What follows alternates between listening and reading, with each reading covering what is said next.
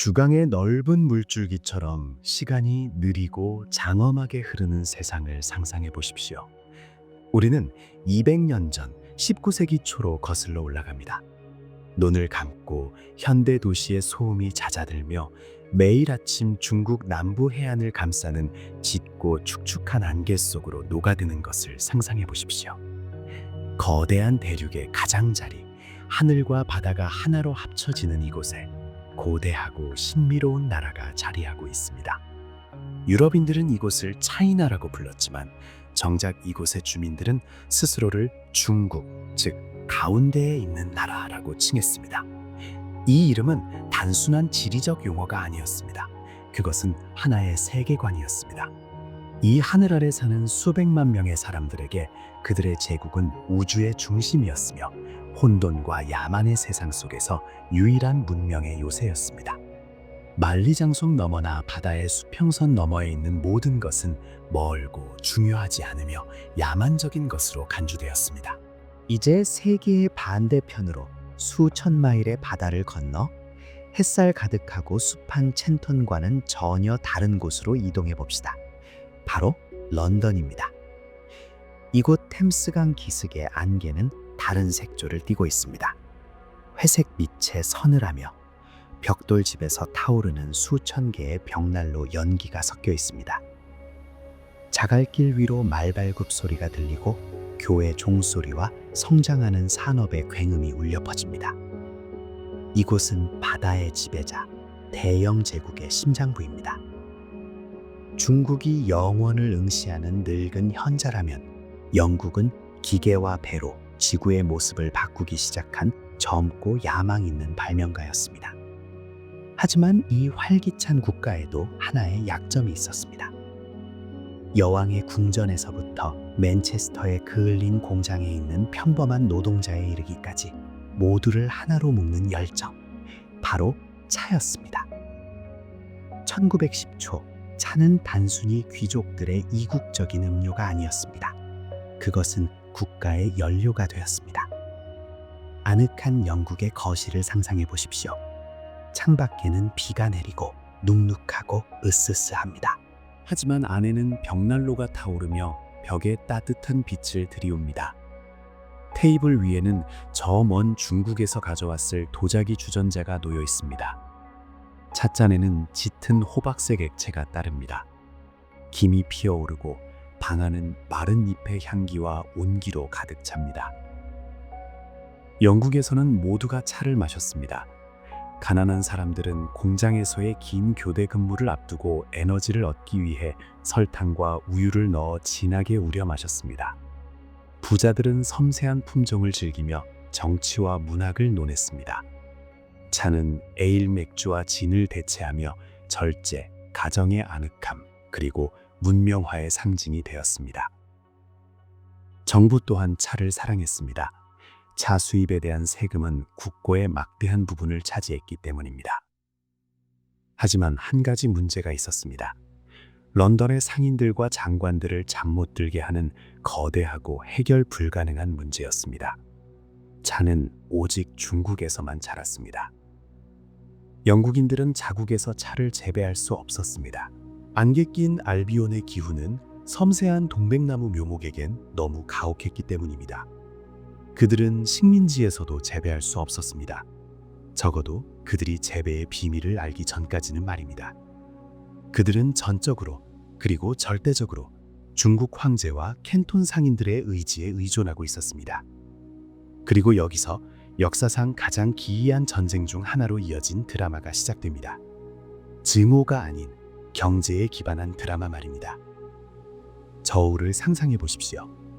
한쪽 접시에는 영국 배들이 물에 깊이 잠길 정도로 무겁게 캔톤에서 런던으로 실어 나르는 산더미 같은 찻잎, 비단 뭉치, 도자기 상자들이 놓여 있습니다.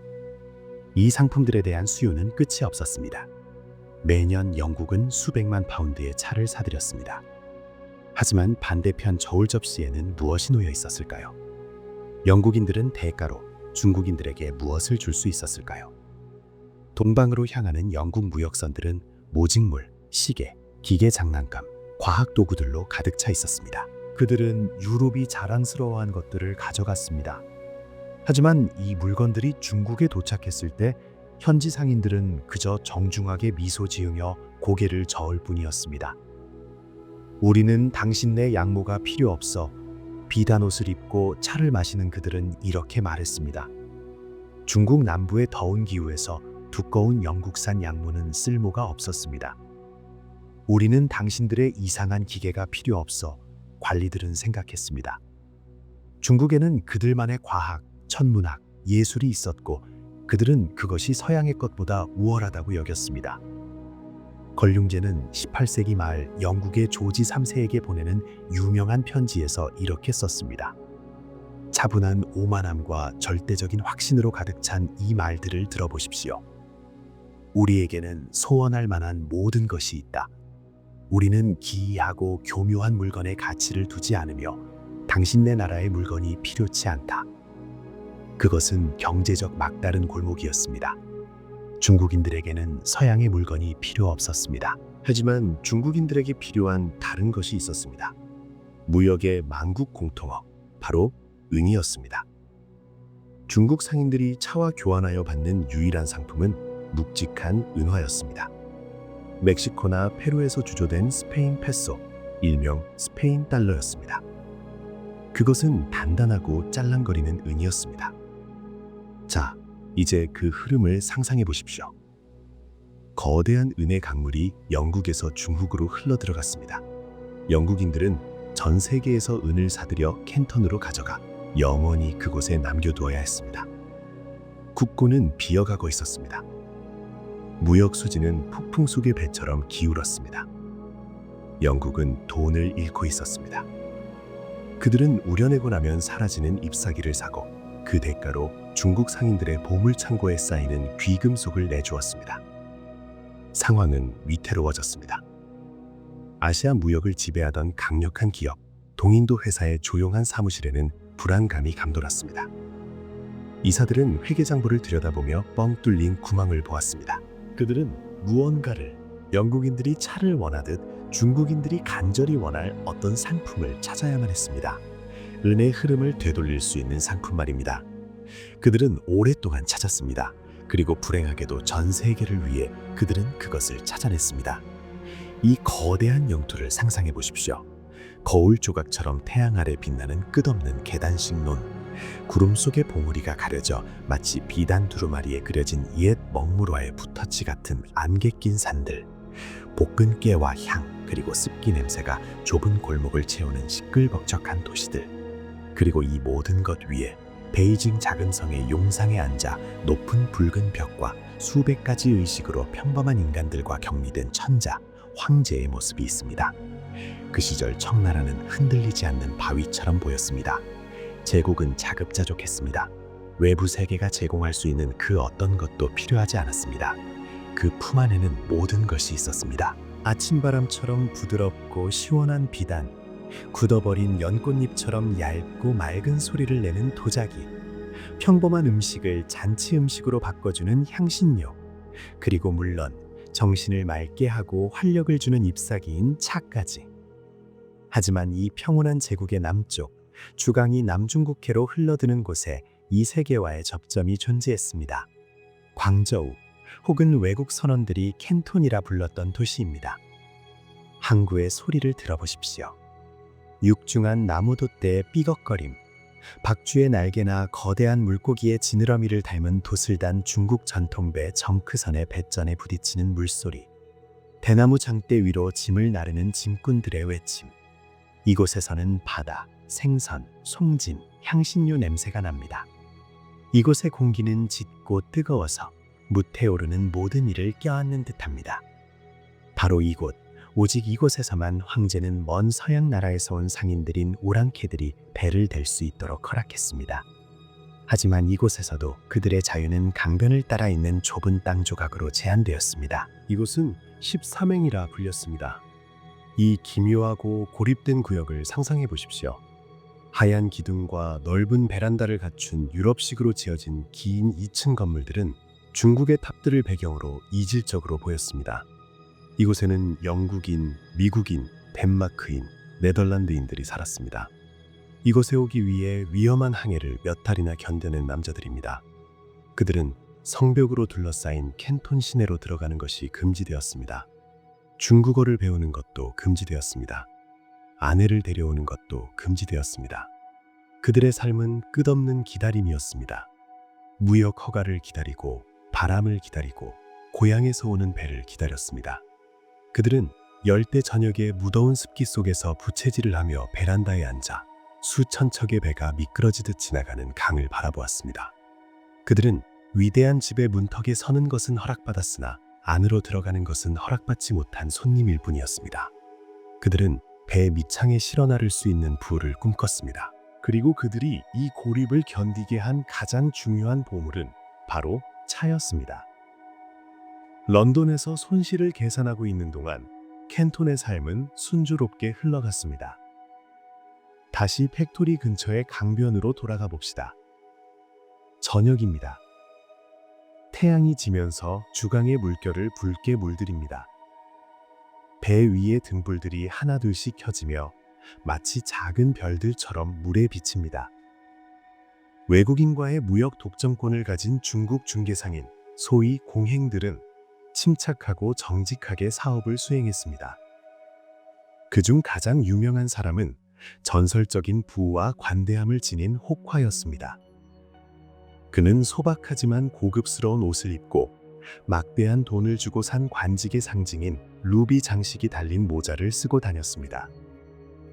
호화와 다른 상인들은 거만한 서양 오랑캐들과 접근 불가능한 중국 관리들 사이의 완충지대였습니다. 관계는 안정적으로 보였지만 수면 아래에서는 이미 어두운 흐름이 생겨나고 있었습니다.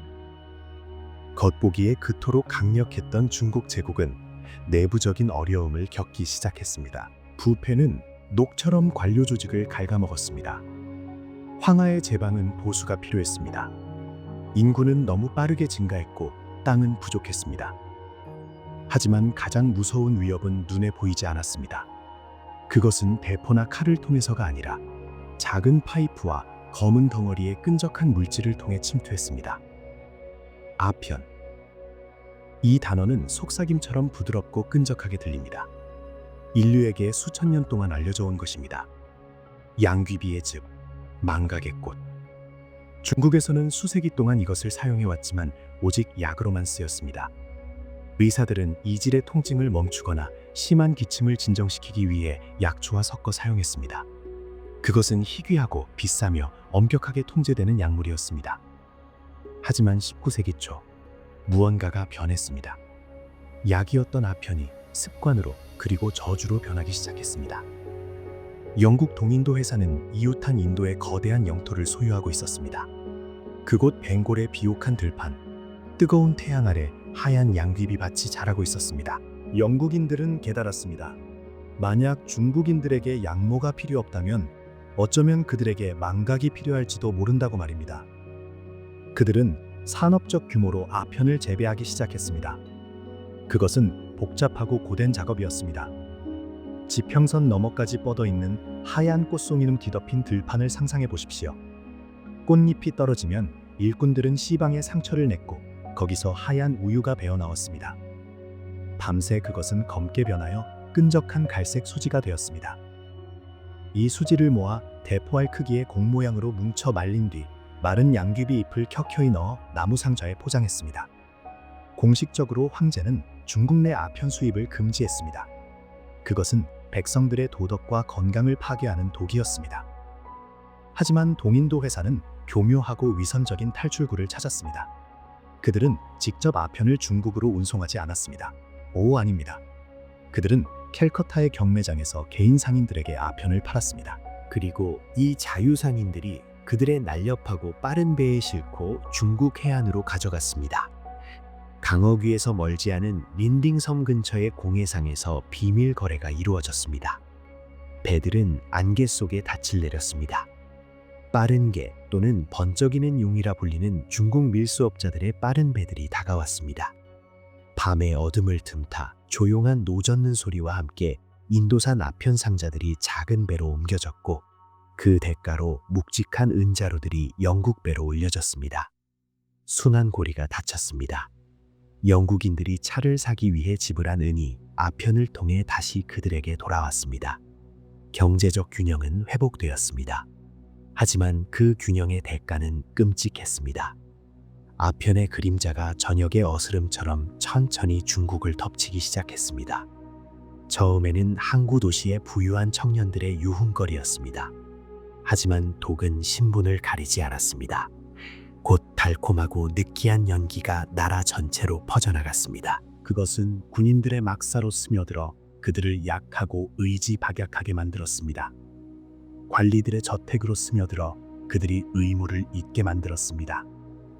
농부들의 오두막으로 스며들어 식량을 위해 모아둔 마지막 돈까지 앗아갔습니다. 중국은 잠에 빠져들었습니다. 하지만 그것은 우리가 이야기에서 말하는 건강하고 회복을 주는 잠이 아니었습니다. 거대한 제국의 생명을 빨아먹는 열병 같은 최면이었습니다. 한편 런던과 캘커타에서는 동전 소리가 울려 퍼졌습니다. 사업은 번창했습니다. 차는 강물처럼 영국인들의 찻잔으로 흘러들며 추운 저녁 그들을 따뜻하게 녹여주었고, 이 아늑함이 지구 반대편에 파괴된 운명들로 지불된 것임을 생각하는 사람은 거의 없었습니다. 그렇게 거대한 비극을 위한 무대가 마련되었습니다. 두 세계가 충돌했습니다. 한쪽은 차와 돈을 원했습니다. 다른 한쪽은 자신들의 전통과 국민의 건강을 지키길 원했습니다. 그들 사이에는 바다와 오해, 그리고 검은 흙이라 불린 아편 상사들이 놓여 있었습니다. 머지않아 베이징의 고요한 자금성에서 황제는 보고서를 받고 분노하여 책상을 내리치게 될 것입니다.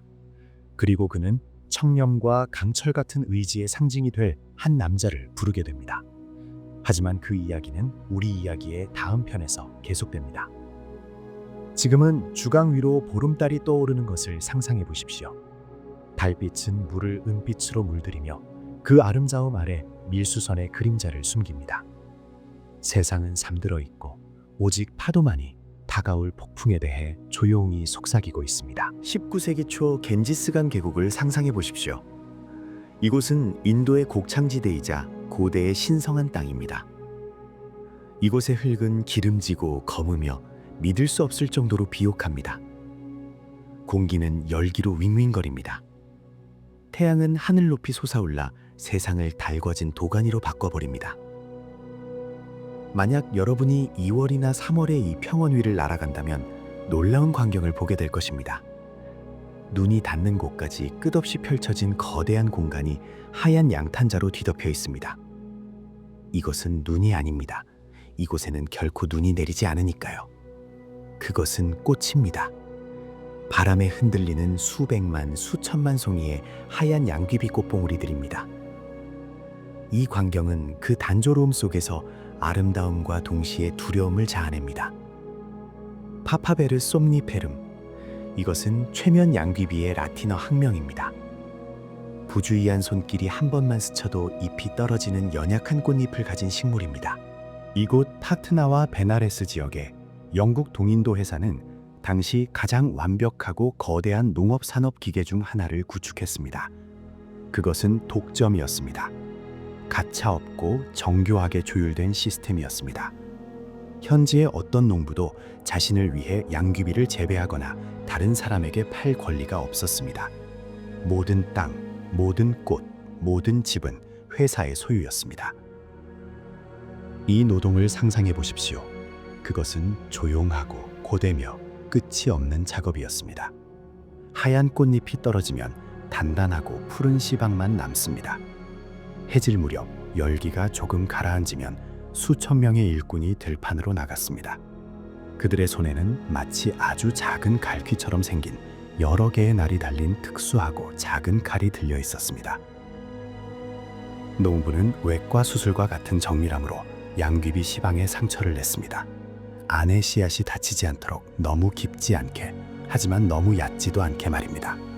상처에서는 즉시 우유처럼 하얗고 걸쭉한 즙방울이 배어나왔습니다. 밤새 이 방울은 시방에 매달려 공기 중에서 서서히 산화되며 어두워지고 끈적끈적한 갈색 수지로 변해갔습니다. 아침이 되어 해가 뜨자마자 일꾼들은 다시 돌아왔습니다. 그들은 철로 된 주걱으로 이 수지를 조심스럽게 긁어내어 진흙 항아리에 담았습니다. 이것이 바로 끔의 원료였습니다.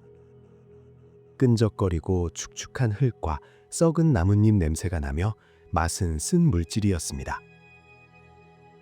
소확된 작물은 파트나시의 거대한 창고로 옮겨졌습니다. 이 건물들을 상상해 보십시오.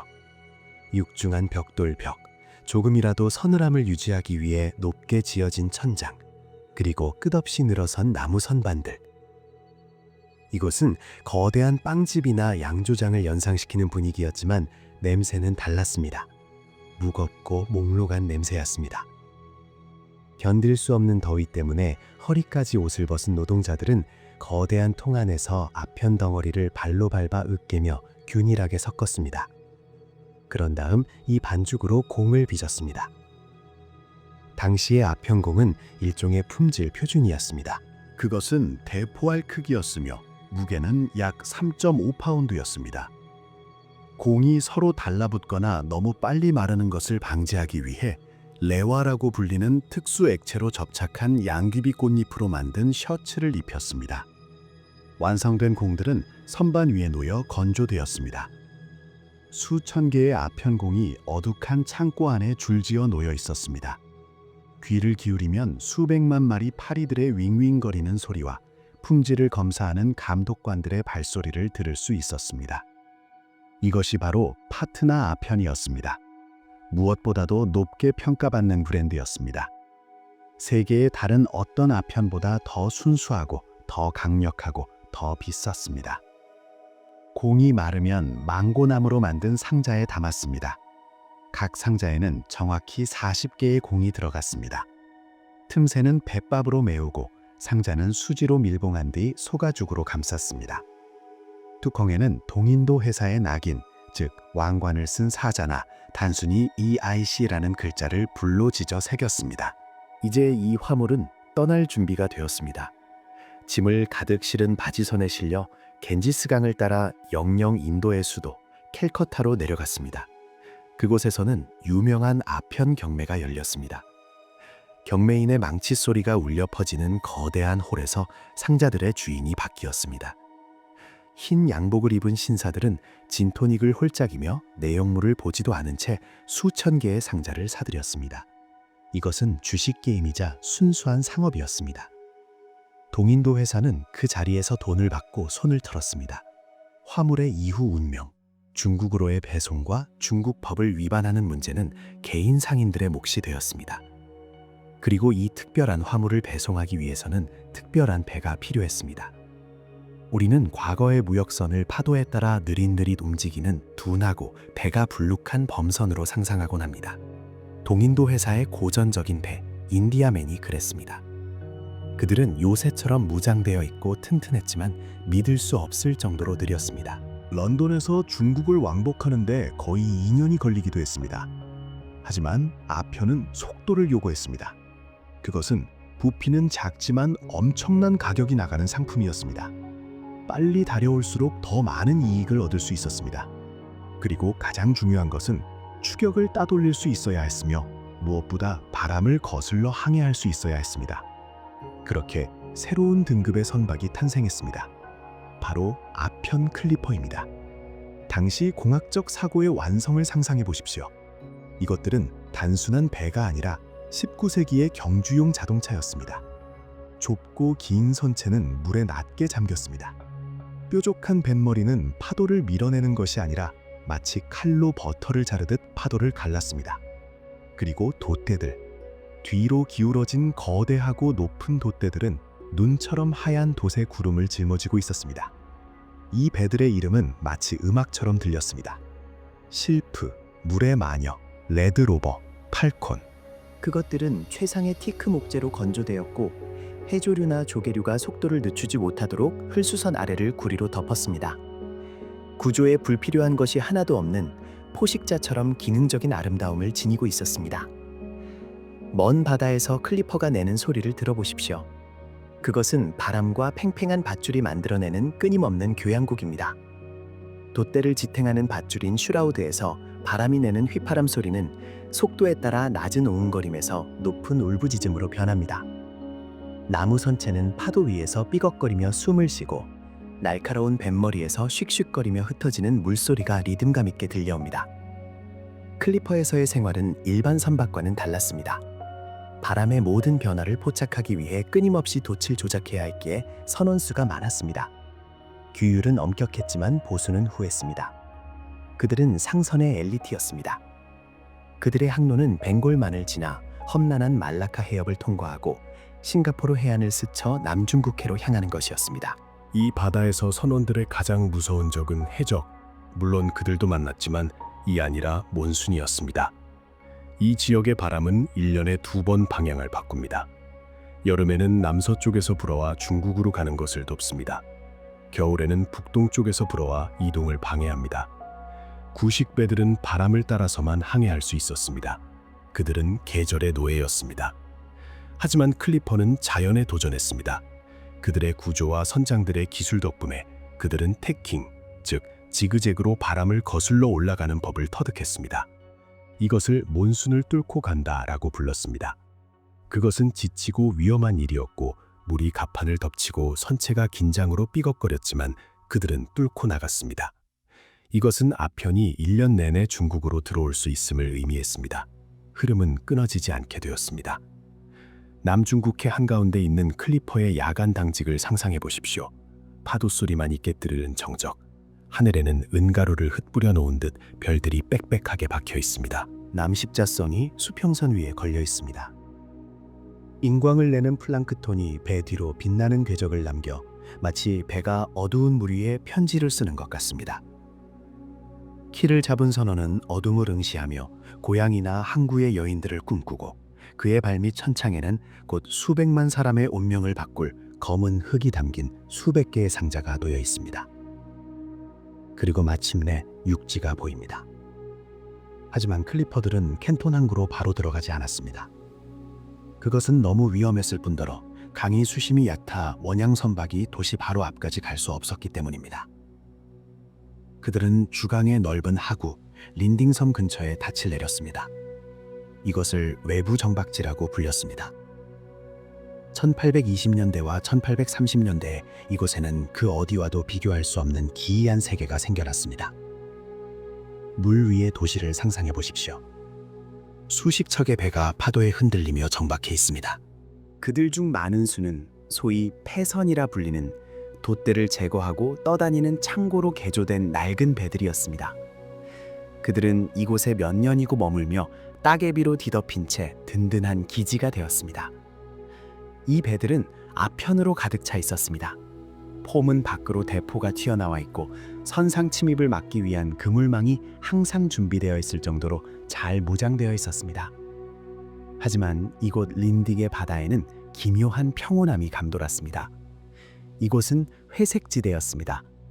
중국 당국은 이곳에 대해 알고 있었지만 두둑한 뇌물을 받고 못 본 척하는 편을 택했습니다. 물건을 전달하는 과정은 기계처럼 숙달되어 있었습니다. 인도에서 온 빠른 클리퍼가 떠다니는 창고에 접근하여 신선한 아편 상자들을 내리고 은이나 차를 싣고는 곧바로 다시 질주에 돌아갔습니다.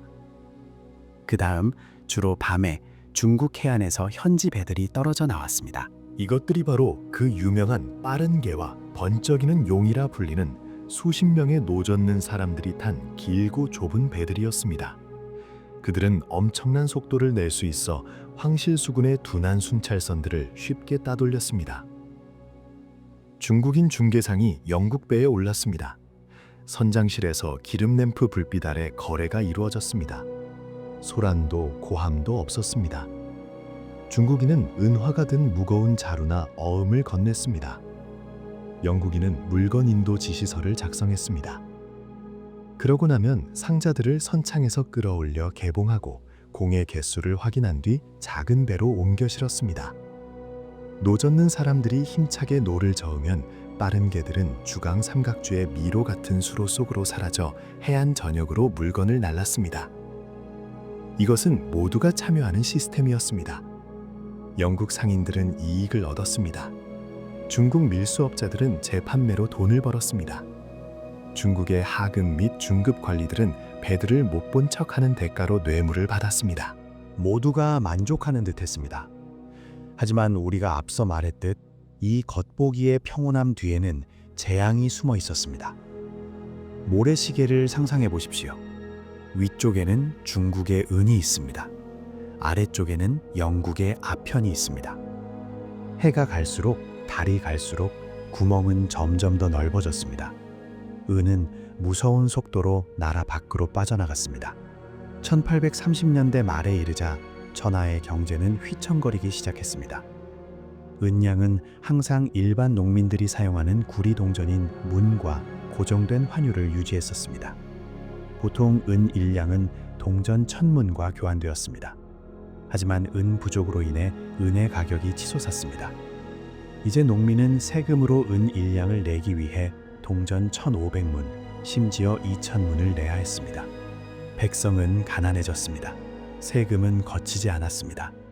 군인들은 훈련 대신 아편을 피웠습니다. 국내 상업은 멈췄습니다. 자금성의 침묵 속에서 도광제는 더 이상 신하들의 보고를 무시할 수 없었습니다. 그는 깨달았습니다. 이 흐름을 멈추지 않는다면 제국은 무너질 것입니다. 그는 결단을 내려야 했습니다. 사태의 관성적인 흐름을 끊어낼 결단을 말입니다. 뇌물을 받지 않는 사람이 필요했습니다. 협박에 굴하지 않는 사람이 필요했습니다. 돌 같은 심장과 칼처럼 예리한 이성을 가진 사람이 필요했습니다. 그리고 중국에는 그런 사람이 있었습니다. 그의 이름은 인칙사였습니다. 그리고 그는 이미 남쪽 캔턴으로 향하는 긴 여정을 준비하고 있었습니다. 다음 편에서 우리는 이 놀라운 관리를 따라가며 그의 생각을 듣고 한 사람이 어떻게 역사의 산사태를 막으려 했는지 보게 될 것입니다. 그동안 우리의 배는 린딩 섬에 닻을 내리고 있습니다. 파도가 뱃전을 부드럽게 때립니다. 멀리 어선들의 불빛이 보입니다. 밤은 고요하고 평화롭습니다. 역사가 폭풍우를 앞두고 잠시 숨을 고르는 동안 편안히 주무십시오. 베이징으로 이동해 봅시다. 1838년의 겨울입니다. 이 계절에 중국 북부는 혹독하면서도 아름답습니다. 몽골 초원에서 불어오는 차가운 바람은 뼛속까지 파고들지만 하늘은 더없이 파랗고 높으며 맑습니다. 수도 한복판 높은 붉은 벽 너머에는 천자의 거처인 거대한 궁전단지 자금성이 자리하고 있습니다. 이곳의 시간은 독자적인 법칙에 따라 흐릅니다. 뜰의 정적을 깨는 것은 늙은 느릅나무의 앙상한 가지에 앉은 까마귀들의 울음소리와 시각을 알리는 징소리뿐입니다. 궁전 지붕의 황금 기와에는 눈이 내려앉았습니다. 처마 끝의 용들은 얼어붙은 하늘을 향해 입을 벌리고 있습니다. 두꺼운 속옷을 입은 하인들은 거대한 홀을 데우기 위해 숯이 담긴 청동 화로를 나르며 복도를 소리 없이 미끄러지듯 오갑니다. 붉은 자단나무 책상 위에 몸을 구부린 채 도광제는 한 전각 안에 앉아 있습니다. 그는 지쳤습니다. 그의 나이 벌써 56입니다. 그는 백성들에게 검소함의 본보기가 되기 위해 소박한 옷을 입고 있습니다. 그가 자신의 의복에 헝겊을 덧대라고 명령했다는 이야기도 있습니다. 하지만 절약은 도움이 되지 않습니다. 그의 앞에는 보고서들이 산더미처럼 쌓여 있습니다. 모든 보고서가 같은 이야기를 하고 있습니다. 은은 유출되고 백성은 약해지며 아편이 나라를 뒤덮었습니다. 수많은 조언자의 목소리 중에서 한 목소리가 유독 단호하고 명료하게 들려옵니다. 호광 지역의 총독 임칙서라는 사람의 상소문입니다. 흠잡을 데 없는 서예로 쓰인 그의 글은 궁전의 침묵 속에서 경종처럼 울립니다. 만약 우리가 지금 조치를 취하지 않는다면 수십 년 후 중국에는 적을 막아낼 군인도 그들에게 급료를 지불할 은도 남아있지 않을 것입니다. 황제는 이 구절을 다시 읽습니다. 그는 춤추는 촛불을 바라보며 오랫동안 생각에 잠깁니다. 어려운 결정입니다. 남쪽의 오랑캐들을 처리하기 위해 누군가를 임명한다는 것은 깨지기 쉬운 균형을 깨뜨린다는 것을 의미합니다. 하지만 선택의 여지가 없습니다. 도광제는 붓을 들어 황제의 의지를 상징하는 붉은 먹물을 찍어 칙령을 씁니다. 임칙선은 흠차 대신으로 임명되었습니다. 그에게 막대한 권한이 부여됩니다. 그는 황제의 눈과 귀이자 심판의 손이 됩니다. 도대체 임칙선은 누구일까요? 전형적인 유교학자를 상상해 보십시오. 53세의 그는 지적이고 차분한 얼굴, 듬성듬성한 수염, 그리고 주의 깊고 통찰력 있는 눈빛을 지녔습니다. 그는 고전 문헌을 암기하고 시를 지어야 하는 가장 어려운 과거 시험의 모든 단계를 통과했습니다. 그는 도덕과 법의 힘을 믿는 지식인이었습니다. 사람들은 그의 청렴함을 칭송하며 그를 임청천이라 불렀습니다. 뇌물이 일상인 세상에서 그는 하얀 까마귀와 같았습니다. 그는 우주의 질서가 인간의 올바름에 달려있다고 믿었습니다. 그리고 이제 이 학자는 세계에서 가장 부유한 무역회사와 맞서 싸워야 했습니다. 베이징에서 광저우까지의 길은 2,000km가 넘는 먼 거리입니다. 그 시절 그곳으로 가는 길은 몇 달이 걸리는 대장정이었습니다. 임칙서의 행렬을 따라가 봅시다. 이것은 군대의 행군이 아니라 고관의 행차입니다. 그는 가마에 실려가거나 장식된 배를 타고 이동합니다. 가마의 창밖으로 풍경이 어떻게 변하는지 상상해 보십시오. 처음에는 서리가 내린 북부의 황량한 갈색 평원입니다. 앙상한 나무, 얼어붙은 강, 연기가 피어오르는 진흙벽돌집 마을들. 그러다 행렬은 고대의 웅장한 건축물이자 북쪽과 남쪽을 잇는 물길인 대운하에 도착합니다. 여기서 그들은 배로 갈아탑니다. 배는 물 위를 부드럽게 미끄러져 갑니다. 도시들, 탑들, 부두의 시끌벅적한 시장들이 스쳐 지나갑니다. 남쪽으로 갈수록 공기는 따뜻해집니다. 눈이 사라집니다. 첫 초록빛이 나타납니다. 공기는 습하고 무거워집니다. 수평선 위로 산들이 솟아오르고 그 비탈은 대나무 숲과 상록수림으로 덮여 있습니다. 풍경은 마치 먹물로 그린 중국 산수화처럼 변합니다. 안개, 바위, 소나무. 임칙선은 이동하는 시간을 헛되이 보내지 않습니다. 그는 생각합니다. 그는 적을 연구합니다. 그는 통역관들을 대동하여 서양 신문과 책의 발췌문을 읽게 합니다. 그는 이해하고 싶어 합니다. 이 사람들은 누구인가? 왜 독을 가져오는가? 그는 일기에 관찰 내용을 적습니다. 탈장과 기침으로 고통받으며 여정은 그를 지치게 하지만 그의 의지는 꺾이지 않습니다. 그는 전령을 먼저 보내 중국인 아편상인들을 체포하라는 명령을 내립니다.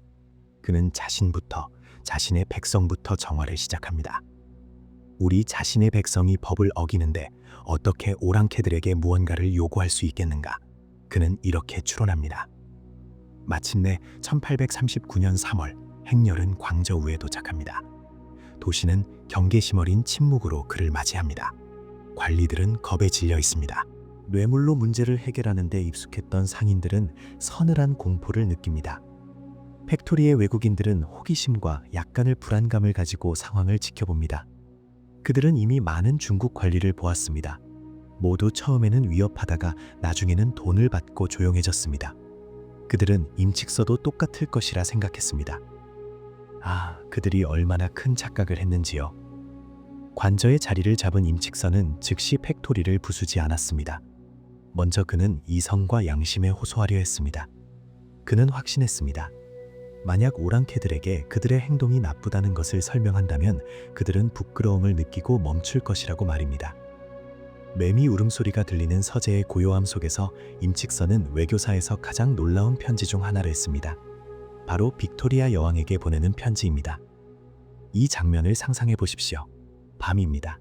임칙서는 낮은 책상에 앉아 있습니다. 그 앞에는 쌀 종이가 펼쳐져 있습니다. 그는 직접 벼루에 먹을 갑니다. 이것은 집중을 돕는 명상적인 행위입니다. 먹의 향기는 소나무 그을음과 사양의 냄새입니다. 그는 붓을 들어 한자를 써내려가기 시작합니다. 그의 어조는 정중하지만 도덕적 우월감으로 가득 차 있습니다. 그의 사고 과정을 들어보십시오. 그는 하늘이 악을 용납하지 않는다는 것에 대해 씁니다. 그는 묻습니다. 당신의 나라에서는 아편이 엄벌로 금지되어 있다고 들었습니다. 이는 당신들이 그것이 얼마나 해로운지 알고 있다는 뜻입니다. 그런데 어떻게 그것을 생산하여 우리에게 팔 수 있습니까? 당신들의 양심은 어디에 있습니까? 이것은 유교적 논리입니다. 자신이 원하지 않는 것을 남에게 행하지 말라. 우리는 당신들에게 차, 대황, 비단을 공급합니다. 임칙선은 계속합니다. 차와 대황 없이는 당신들 외국인은 살 수 없습니다. 우리는 당신들에게 생명을 줍니다. 그런데 당신들은 우리에게 죽음을 가져옵니다. 이것은 불공정합니다. 그는 무역을 중단하고 인도의 양귀비밭을 파괴하라는 요구로 편지를 마칩니다. 이 편지는 문화적 몰이해의 기념비입니다. 임칙선은 빅토리아 여왕을 황제의 도덕적 권위에 복종해야 하는 신하처럼 대했습니다. 그는 여왕이 상인들을 통제하지 않는다는 것, 영국에는 자유무역의 원칙이 지배한다는 것, 그리고 영국 의회에는 먼 제국의 도덕보다 이익이 더 중요하다는 것을 이해하지 못했습니다. 편지는 빅토리아 여왕에게 전달되지 못했습니다. 하지만 그것은 무기가 아닌 말로 갈등을 해결하려 했던 진지한 시도의 증거로 역사에 남았습니다. 말이 생각만큼 빨리 통하지 않는다는 것을 깨달은 임칙선은 행동으로 옮겼습니다. 1839년 3월 18일 그는 명령을 내립니다. 어조가 바뀝니다. 이제는 설득이 아니라 최후 통첩입니다. 그는 외국 상인들에게 두 가지를 요구합니다. 배에 있는 모든 아편을 제출할 것, 마지막 한 상자까지 전부. 다시는 이 독을 들여오지 않겠다는 서약서에 서명할 것. 이 서약을 어길 시에는 사형에 처한다. 팩토리의 외국인들은 술렁거렸습니다. 그들은 큰 홀에 모여 요구사항을 논의했습니다. 아편을 내놓으라고? 그것은 수백만 파운드야. 파산이라고. 그들은 꾀를 쓰기로 했습니다. 그들은 선의의 표시로 아주 적은 부분, 상징적인 1037상자만 내놓겠다고 제안했습니다. 그들은 임칙서가 이것을 체면 유지로 받아들이고 진정하기를 바랐습니다. 하지만 임칙서는 양심과 타협하는 사람이 아니었습니다. 제안을 들은 그는 그저 코웃음을 쳤습니다. 그것은 세 발의 피다. 그가 말했습니다. 그의 대답은 가혹하고 즉각적이었습니다. 그는 총을 쏘지 않았습니다.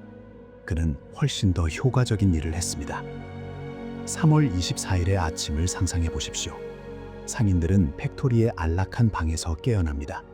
그들은 베란다로 나와 기이한 광경을 목격합니다. 강이 텅 비어 있습니다. 배도 없고 과일 장수도 없고 하인들도 없습니다. 평소 시끌벅적하던 팩토리 앞 광장은 텅 비었습니다. 팩토리 구역 주변으로 중국 군인들이 줄지어 서 있습니다. 그들은 공격하지 않습니다. 그저 서 있을 뿐입니다. 그들의 손에는 창과 미늘창이 길려 있습니다. 나무 장벽에는 한자가 적힌 포스터들이 걸려 있습니다. 임칙선은 완전 봉쇄를 선언했습니다. 모든 중국인 하인들, 요리사, 청소부, 짐꾼들이 그의 명령에 따라 팩토리를 떠났습니다. 식량과 물 공급이 중단되었습니다. 아무도 들어올 수 없고 아무도 나갈 수 없습니다. 아시아에서 가장 부유한 350명의 외국인이 자기 집안에 갇혀버렸습니다. 익숙했던 하인들도 없이, 신선한 고기도 없이, 도망칠 방법도 없이. 그들 중에는 이 이야기에서 결정적인 역할을 할 사람도 있었습니다. 영국의 무역감독관 찰스 엘리엇이었습니다. 영국 왕실의 공식 대표였죠. 그는 봉쇄가 시작되기 직전 깃털 장식 모자를 쓰고 정복을 차려입은 채 동포들과 운명을 함께하기 위해 작은 배를 타고 팩토리로 뚫고 들어왔습니다. 포위가 시작되었습니다. 그것은 기묘하고 조용했으며 총성 없는 포위였습니다. 하루하루가 느리게 흘러갔습니다. 사치에 입족했던 유럽인들은 이제 쌀과 건빵 비축분으로 간단한 식사를 만들고 바닥을 직접 닦고 우연히 구역 안에 남겨진 유일한 젖소에 젖을 짜야 했습니다. 저녁이면 그들은 장벽 너머에서 들려오는 중국 나팔과 징소리를 들었습니다.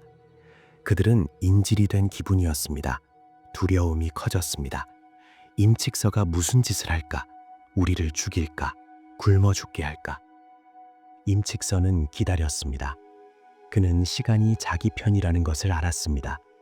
그는 서재에 앉아 차를 마시고 고전을 읽으며 머지않아 상인들의 신경이 무너질 것임을 알고 있었습니다. 그리고 그의 생각이 옳았습니다. 찰스 엘리엇은 여왕의 백성들의 목숨을 걱정하여 결단을 내렸습니다. 그는 자신이 책임을 지겠다고 선언했습니다.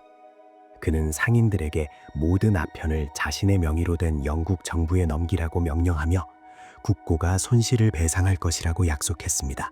이것은 전환점이었습니다. 이제 아편은 밀수업자들의 사유재산이 아니었습니다. 그것은 대영 제국의 재산이 되었습니다. 그리고 그것을 파괴하는 것은 단순한 경찰 작전이 아니라 왕실에 대한 모욕이 되는 것이었습니다. 하지만 일단 임칙선은 승리를 축하했습니다. 2만 상자가 넘는 아편, 검은 황금의 산이 넘겨질 준비가 되었습니다. 다음 편에서 우리는 후먼이라는 곳으로 이동하여 소각이라기보다는 물과 땅을 정화하는 연금술 의식처럼 보였던 역사상 가장 웅장한 마약 폐기 현장을 보게 될 것입니다. 그동안 팩토리는 불안한 잠에 빠져들게 둡시다. 포위는 풀렸지만 공기 중에는 폭풍전야의 하늘처럼 짙은 긴장감이 감돌고 있습니다. 팩토리의 포위가 끝났습니다. 영국 왕실의 대표 찰스 엘리엇이 모든 아편을 넘기겠다고 약속하자 약속을 중시했던 임칙선은 즉시 봉쇄 해제를 명령했습니다. 군인들은 물러갔습니다.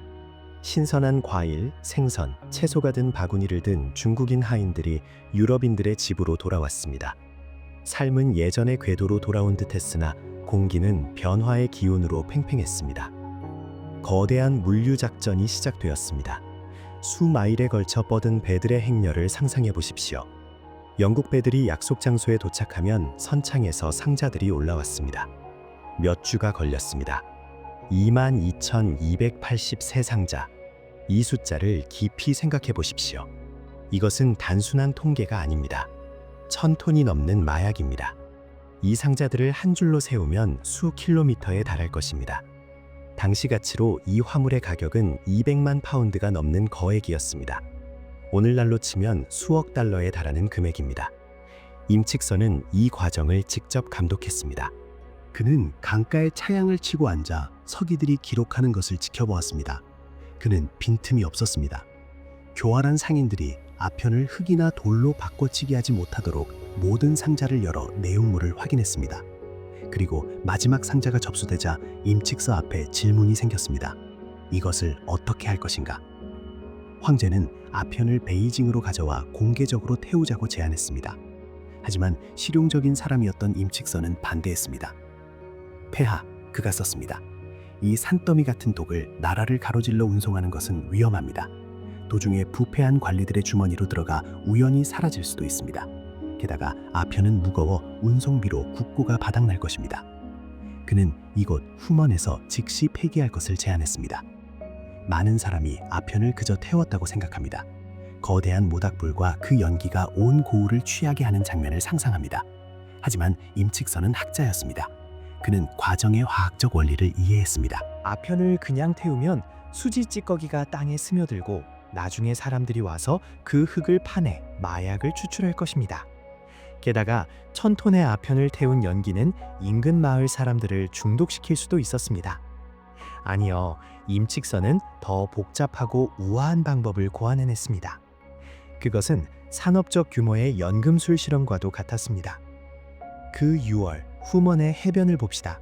작업이 한창이었습니다. 수백 명의 일꾼이 해안에 나무와 돌로 보강한 거대한 웅덩이를 팠습니다. 각 웅덩이는 작은 호수만 했습니다. 웅덩이 주위로 나무 발판이 설치되었습니다. 주변에는 칼을 든 군인들이 검은 흙을 조금이라도 훔치려는 자를 처형할 준비를 하고 서 있었습니다. 파괴 과정은 거대한 기계가 돌아가듯 매혹적이고 리듬감이 있었습니다. 먼저 일꾼들은 웅덩이에 물을 채웠습니다. 밀물대 수문을 열어 바닷물을 채우고 소금을 넣었습니다.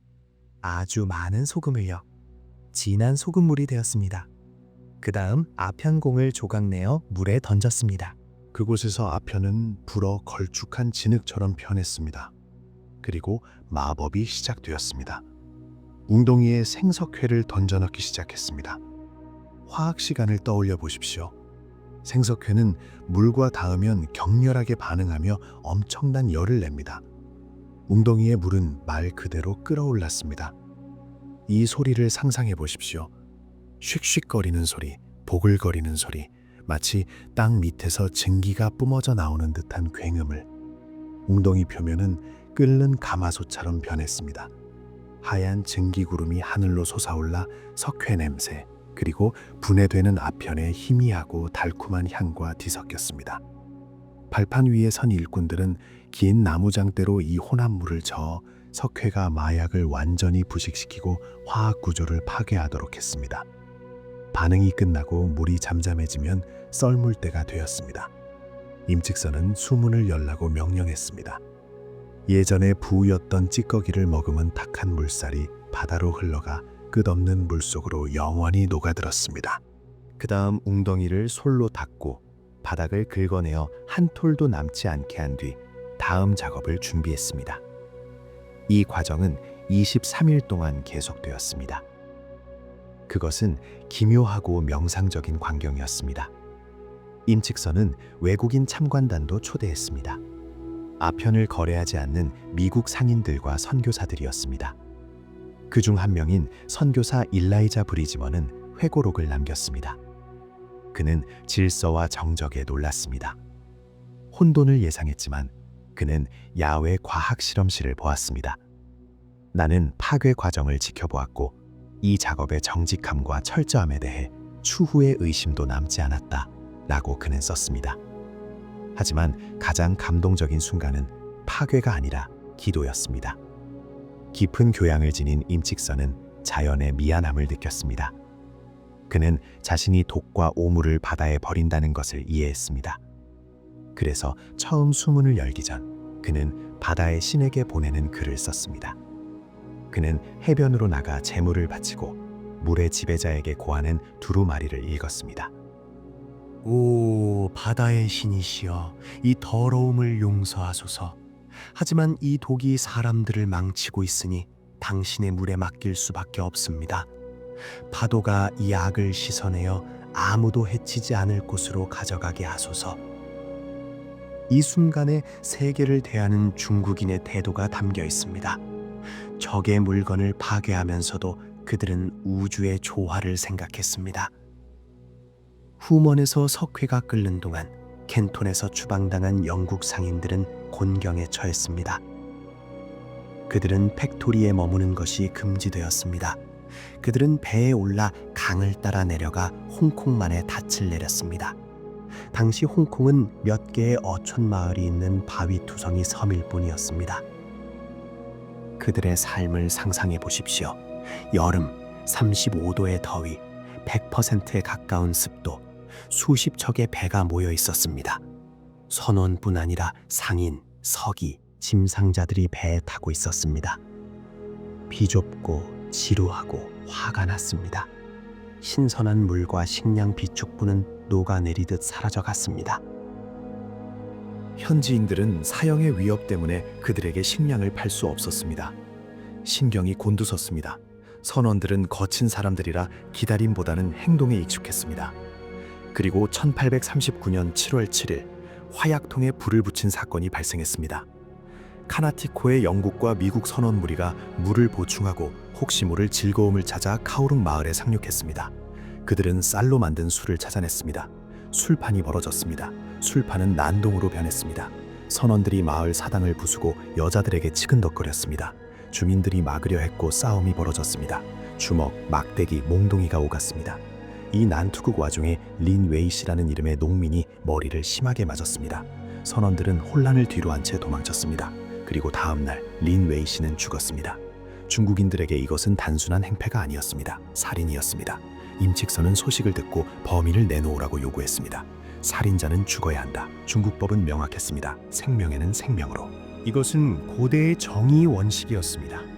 임칙선은 본보기로 재판과 처형을 하여 외국인들이 황제의 백성을 함부로 죽일 수 없음을 보여주고자 했습니다.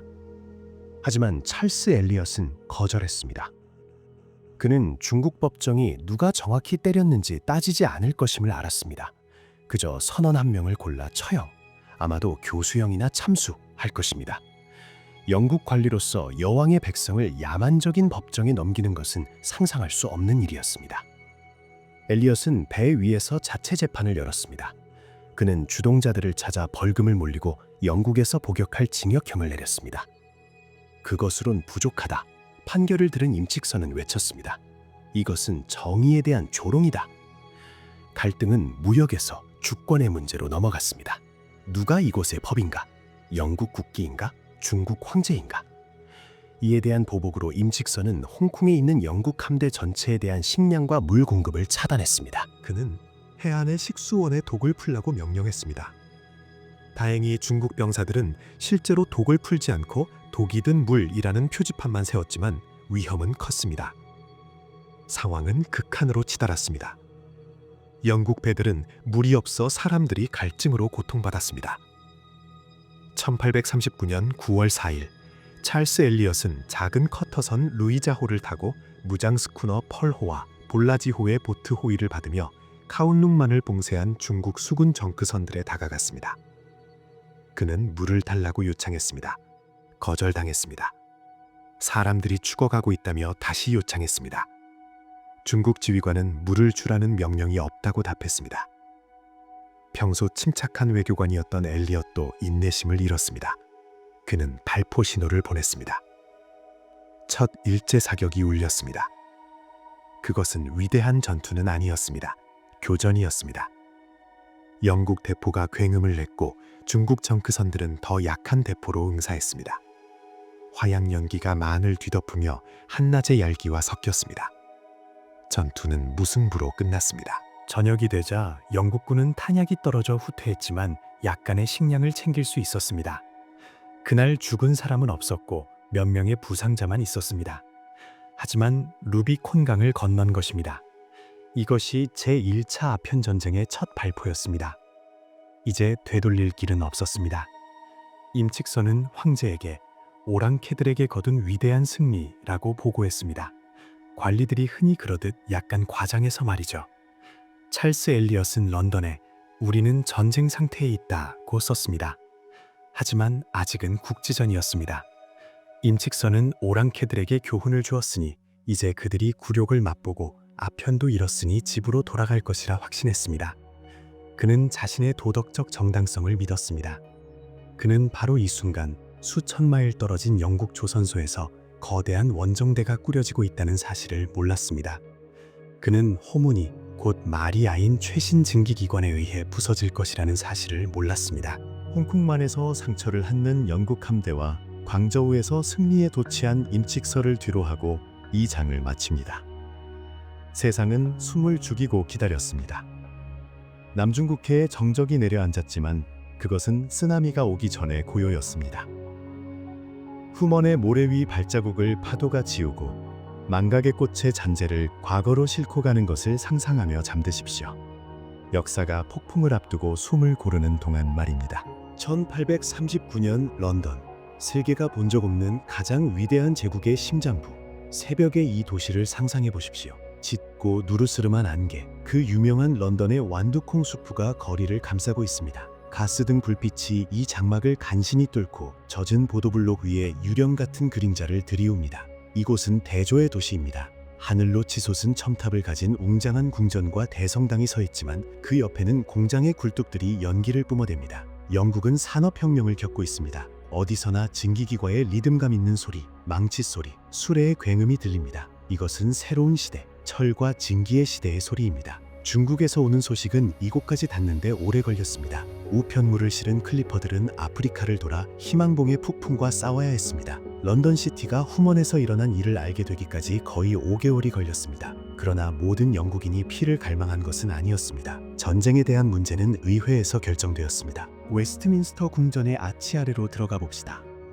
짙은 오크로 마감된 하원 회의장에서 1840년 봄 사흘밤 동안 격렬한 토론이 벌어졌습니다. 그것은 지적 전쟁이었습니다. 차분하고 잘 다듬어진 목소리가 벽에 메아리 쳤습니다. 프로코트를 입고 넥타이를 맨 신사들이 벤치에서 일어나 수사적인 표현과 고대 역사를 인용하며 연설했습니다. 한쪽에는 정부와 파머스턴 경이 이끄는 매파가 있었습니다. 그들은 국가의 위신에 대해 이야기했습니다. 고대 로마인처럼 영국 신민은 지구상 어디에서나 안전해야 한다고 말입니다. 반대편에는 야당이 있었습니다. 그리고 그들 중에서 젊고 혈기왕성한 의원이 돋보였습니다. 훗날 위대한 총리가 될 윌리엄 글래드스턴이었습니다. 당시 그는 겨우 30세였습니다. 그는 독실한 종교인이었습니다. 연단에 선 그를 상상해 보십시오. 그의 눈은 의로운 분노로 불타오릅니다. 그는 사물을 있는 그대로 부르는 것을 두려워하지 않습니다. 정의요?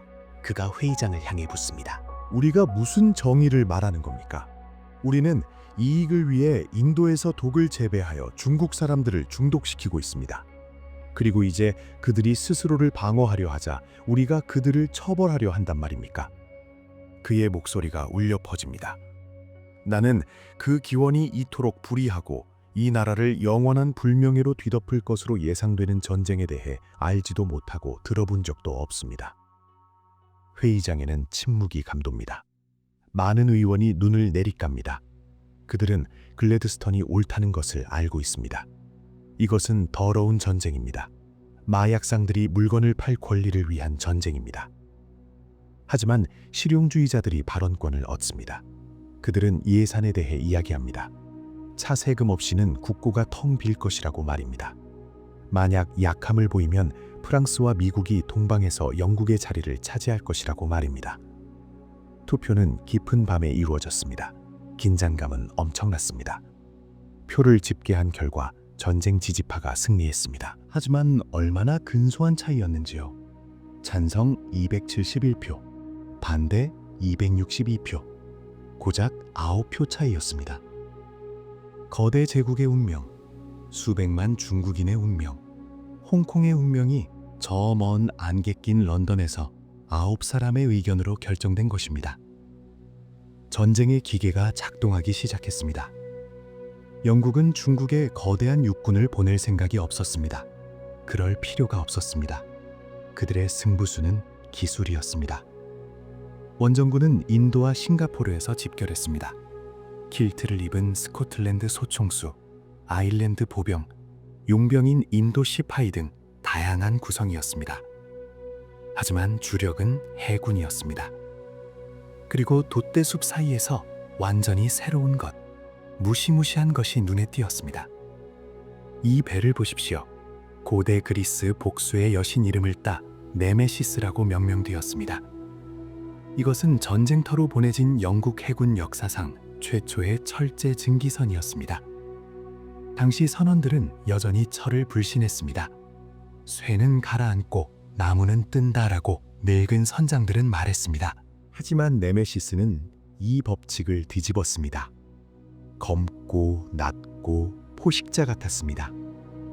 만약을 대비한 돛대도 있었지만 양옆에 있는 두 개의 거대한 외륜이 배를 움직였습니다.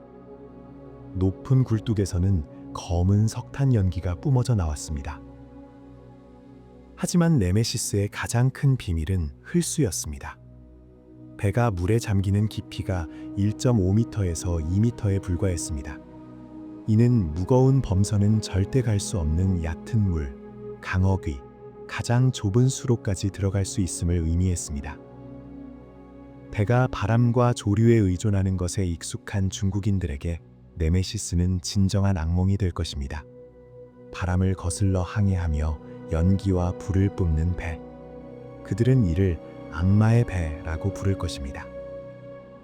최신 기술로 무장한 이 배에는 대구경 회선포 2문과 콩그리브 로켓 발사기가 장착되어 있었습니다.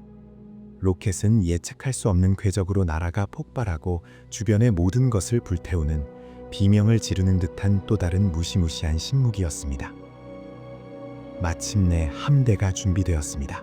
1840년 6월 푸먼에서 아편을 폐기한 지 정확히 1년 후 함대는 중국 해역에 접근했습니다.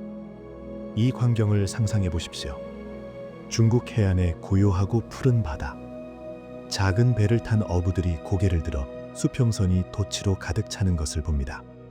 16척의 전함, 4척의 무장 증기선, 4,000명의 군인을 태운 21척의 수송선. 유목민 무리의 침공처럼 보이지는 않았습니다. 나폴레옹 전쟁의 기준으로는 아주 작은 부대였습니다. 하지만 이 함대의 화력은 중국이 동원할 수 있는 모든 것을 몇 배나 압도했습니다. 기함 멜빌호에는 조지 엘리엇 제독이 서 있었습니다. 그는 팩토리에 gat혀 있었던 바로 그 찰스 엘리엇의 사촌이었습니다. 그는 망원경으로 다가오는 해안을 바라보았습니다. 그의 선실에는 파머스턴경의 편지가 있었습니다. 지침은 명확했습니다. 영국인들이 오래전부터 눈독 들이고 있던 상하이 북쪽의 주산 군도 중 하나를 기지로 점령할 것, 주요 항구와 거대한 강들의 하구를 봉쇄할 것, 폐기된 아편에 대한 배상을 요구할 것, 무역을 위해 항구를 개방할 것을 요구할 것. 제독은 침착했습니다. 그는 자신의 대포가 중국 대포보다 더 멀리, 더 정확하게 쏜다는 것을 알았습니다. 그는 자신의 배가 더 빠르다는 것을 알았습니다. 그는 단순히 군인들만 데려온 것이 아니라 중세와 충돌할 준비가 된 19세기의 산업력을 데려온 것입니다. 한편 광저우의 인칙선은 위험이 지나갔다고 확신하고 있었습니다. 그는 주강 하구를 강화하고 배들의 진입을 막기 위해 물속에 쇠사슬을 설치하고 황제에게 안심시키는 보고서를 썼습니다. 그는 전쟁이 일어난다면 자신이 방어를 준비한 이곳 켄톤에서 일어날 것이라 생각했습니다. 하지만 영국인들은 교활했습니다. 요새화된 켄톤을 정면으로 공격할 생각이 없었습니다. 증기선과 클리퍼들은 늑대무리처럼 단순히 그곳을 우회하여 아무도 예상하지 못한 해안을 떠나 북쪽으로 제국의 심장부를 향해 직진했습니다. 바람이 돛을 채웠습니다. 네메시스의 바퀴가 물살을 일으켰습니다. 함대는 앞으로 나아갔습니다. 영국 기함 위에서 2장을 마칩니다. 바람 소리와 밧줄이 삐걱거리는 소리만 들립니다. 앞쪽 안개 속에 천년의 잠이 가장 잔인한 방식으로 깨어지려 한다는 것을 아직 알지 못하는 고대 중국의 땅이 놓여 있습니다.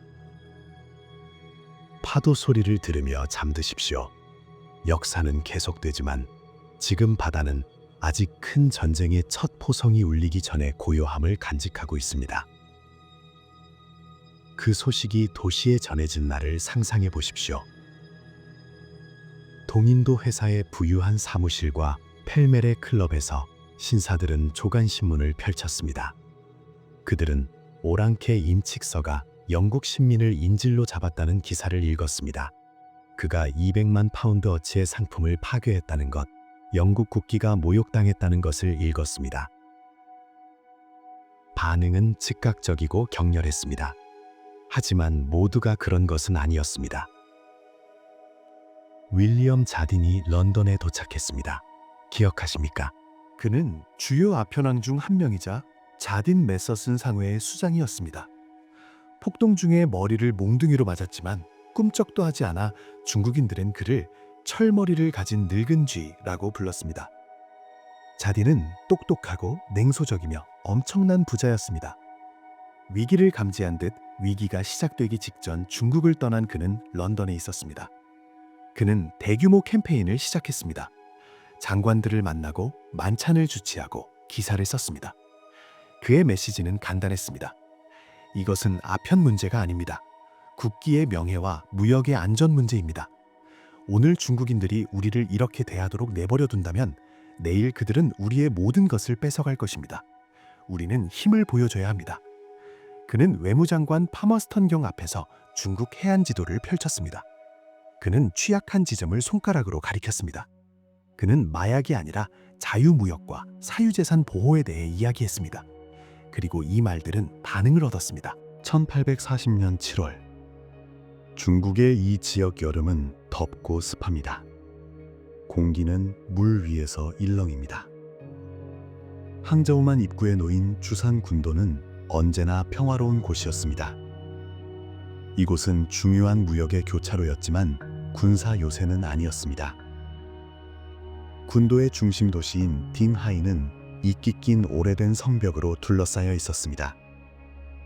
이곳의 삶은 수백 년 전과 마찬가지로 느긋하게 흘러갔습니다.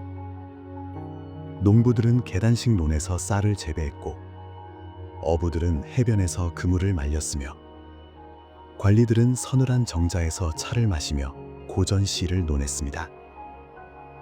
그들은 저 멀리 남쪽 켄톤에서 오랑캐들과 문제가 생겼다는 것은 알고 있었지만 그것은 남의 이야기처럼 느껴졌습니다. 그러던 1840년 7월 5일 수평선이 변했습니다. 해안으로 나온 주민들은 숨이 턱 막히는 광경을 보았습니다. 그들의 조용한 항구로 영국 함대가 들어오고 있었습니다. 어떤 중국 정크선보다 훨씬 큰 거대한 배들이었습니다. 그들의 선체는 검은 바위처럼 물 위로 솟아 있었습니다. 웰즐리, 콘웨이, 엘리게이터, 레틀스네이크. 이 이름들은 중국인들에게 아무런 의미가 없었지만 열려있는 수백 개의 포문이 전투 준비를 마친 모습은 번역 없이도 이해할 수 있었습니다. 영국의 전략은 차갑고 계산적이었습니다. 그들은 요새화된 캔톤을 공격하지 않았습니다. 그들은 단순히 그곳을 우회하여 방어는 약하지만 점령당하면 베이징에 충격을 줄 곳을 타격했습니다. 주사는 완벽한 목표물이었습니다. 바로 대양자강, 양쯔강의 열쇠였기 때문입니다. 방어를 담당한 중국 제독 장초발은 당황했습니다. 그는 기하민 정크선에서 이 함대를 바라보았습니다.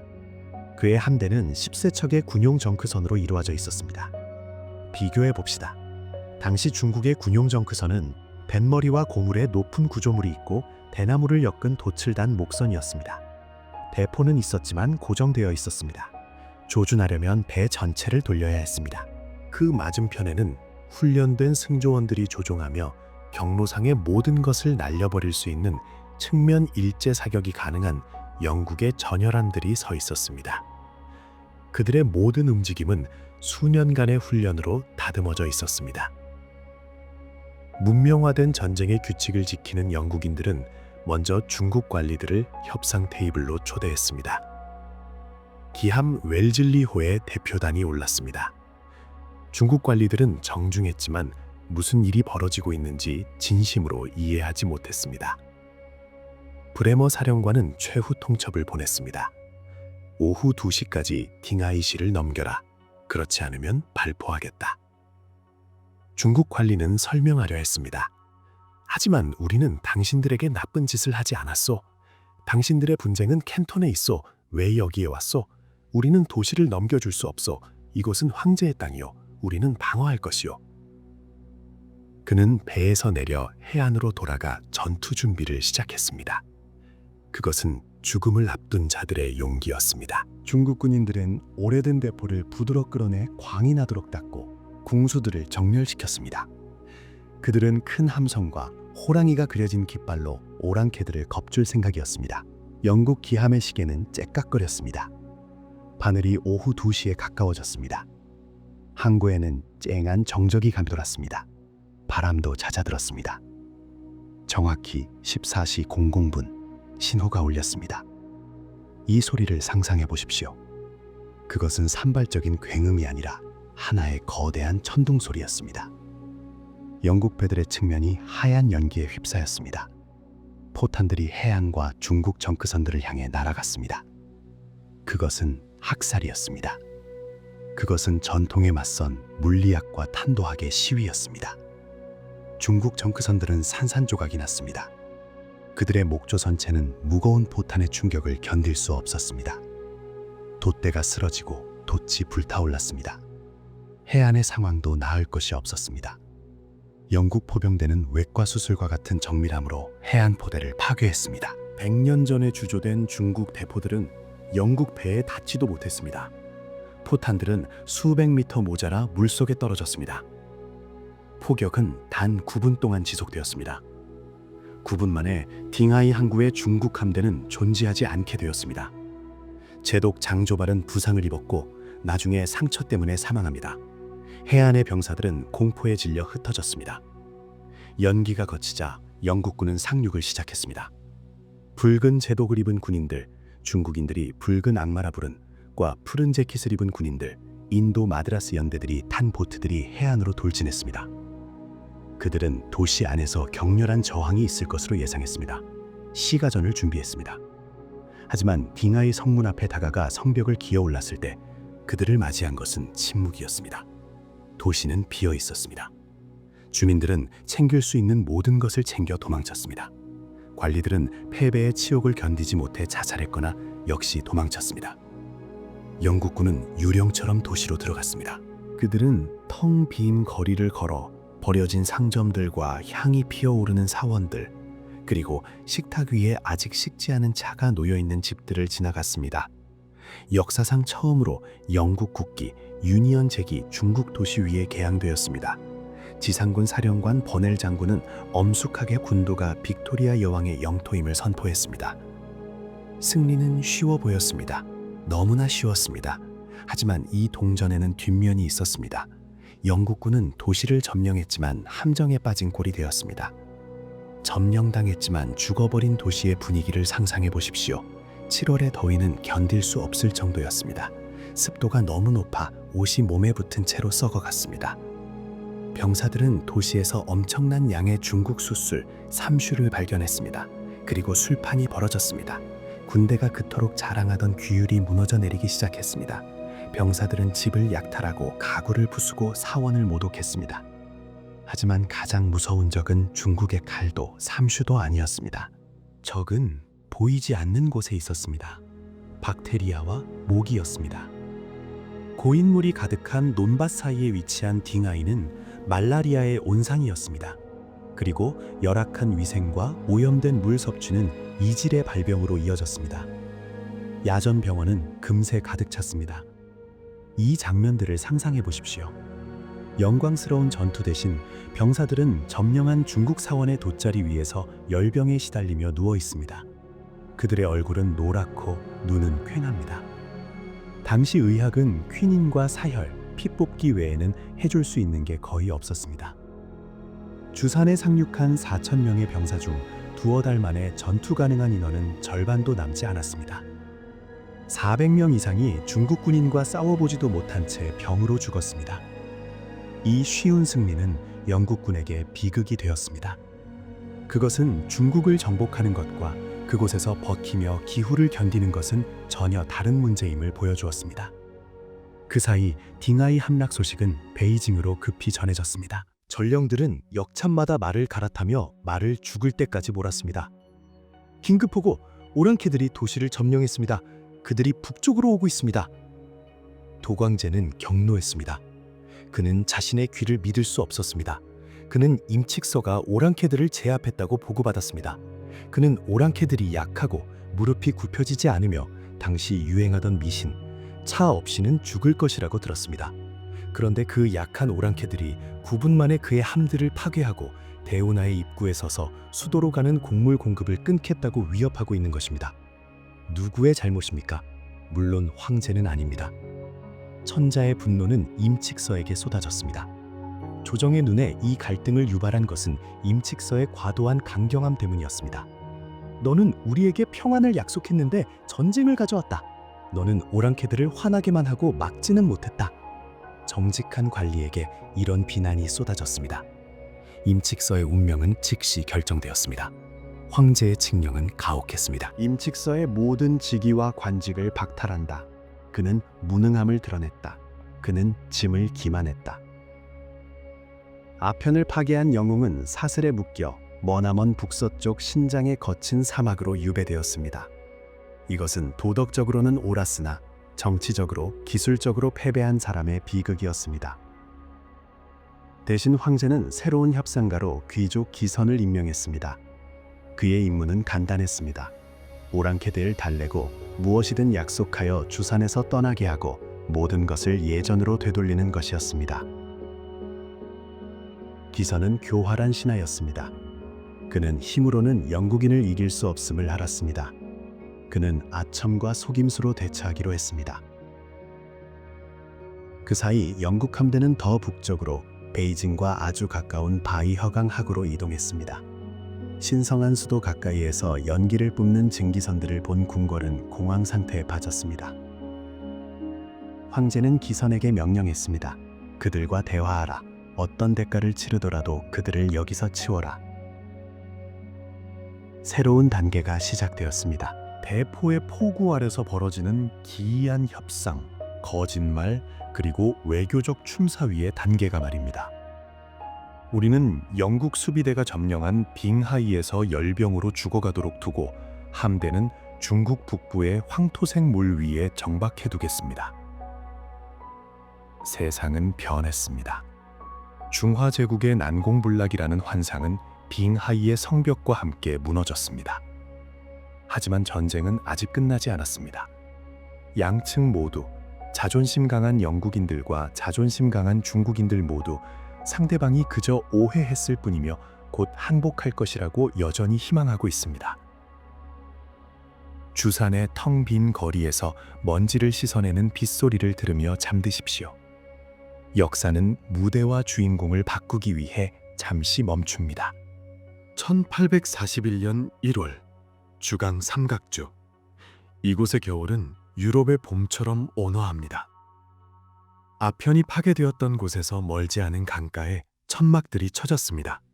협상 장소입니다. 이 장면의 두 주인공은 영국의 찰스 엘리엇과 청나라의 기선입니다. 이 두 사람을 자세히 들여다봅시다. 찰스 엘리엇은 명예를 아는 사람이지만 순진한 사람입니다. 그는 서명된 문서의 힘, 도장, 그리고 조항을 믿습니다.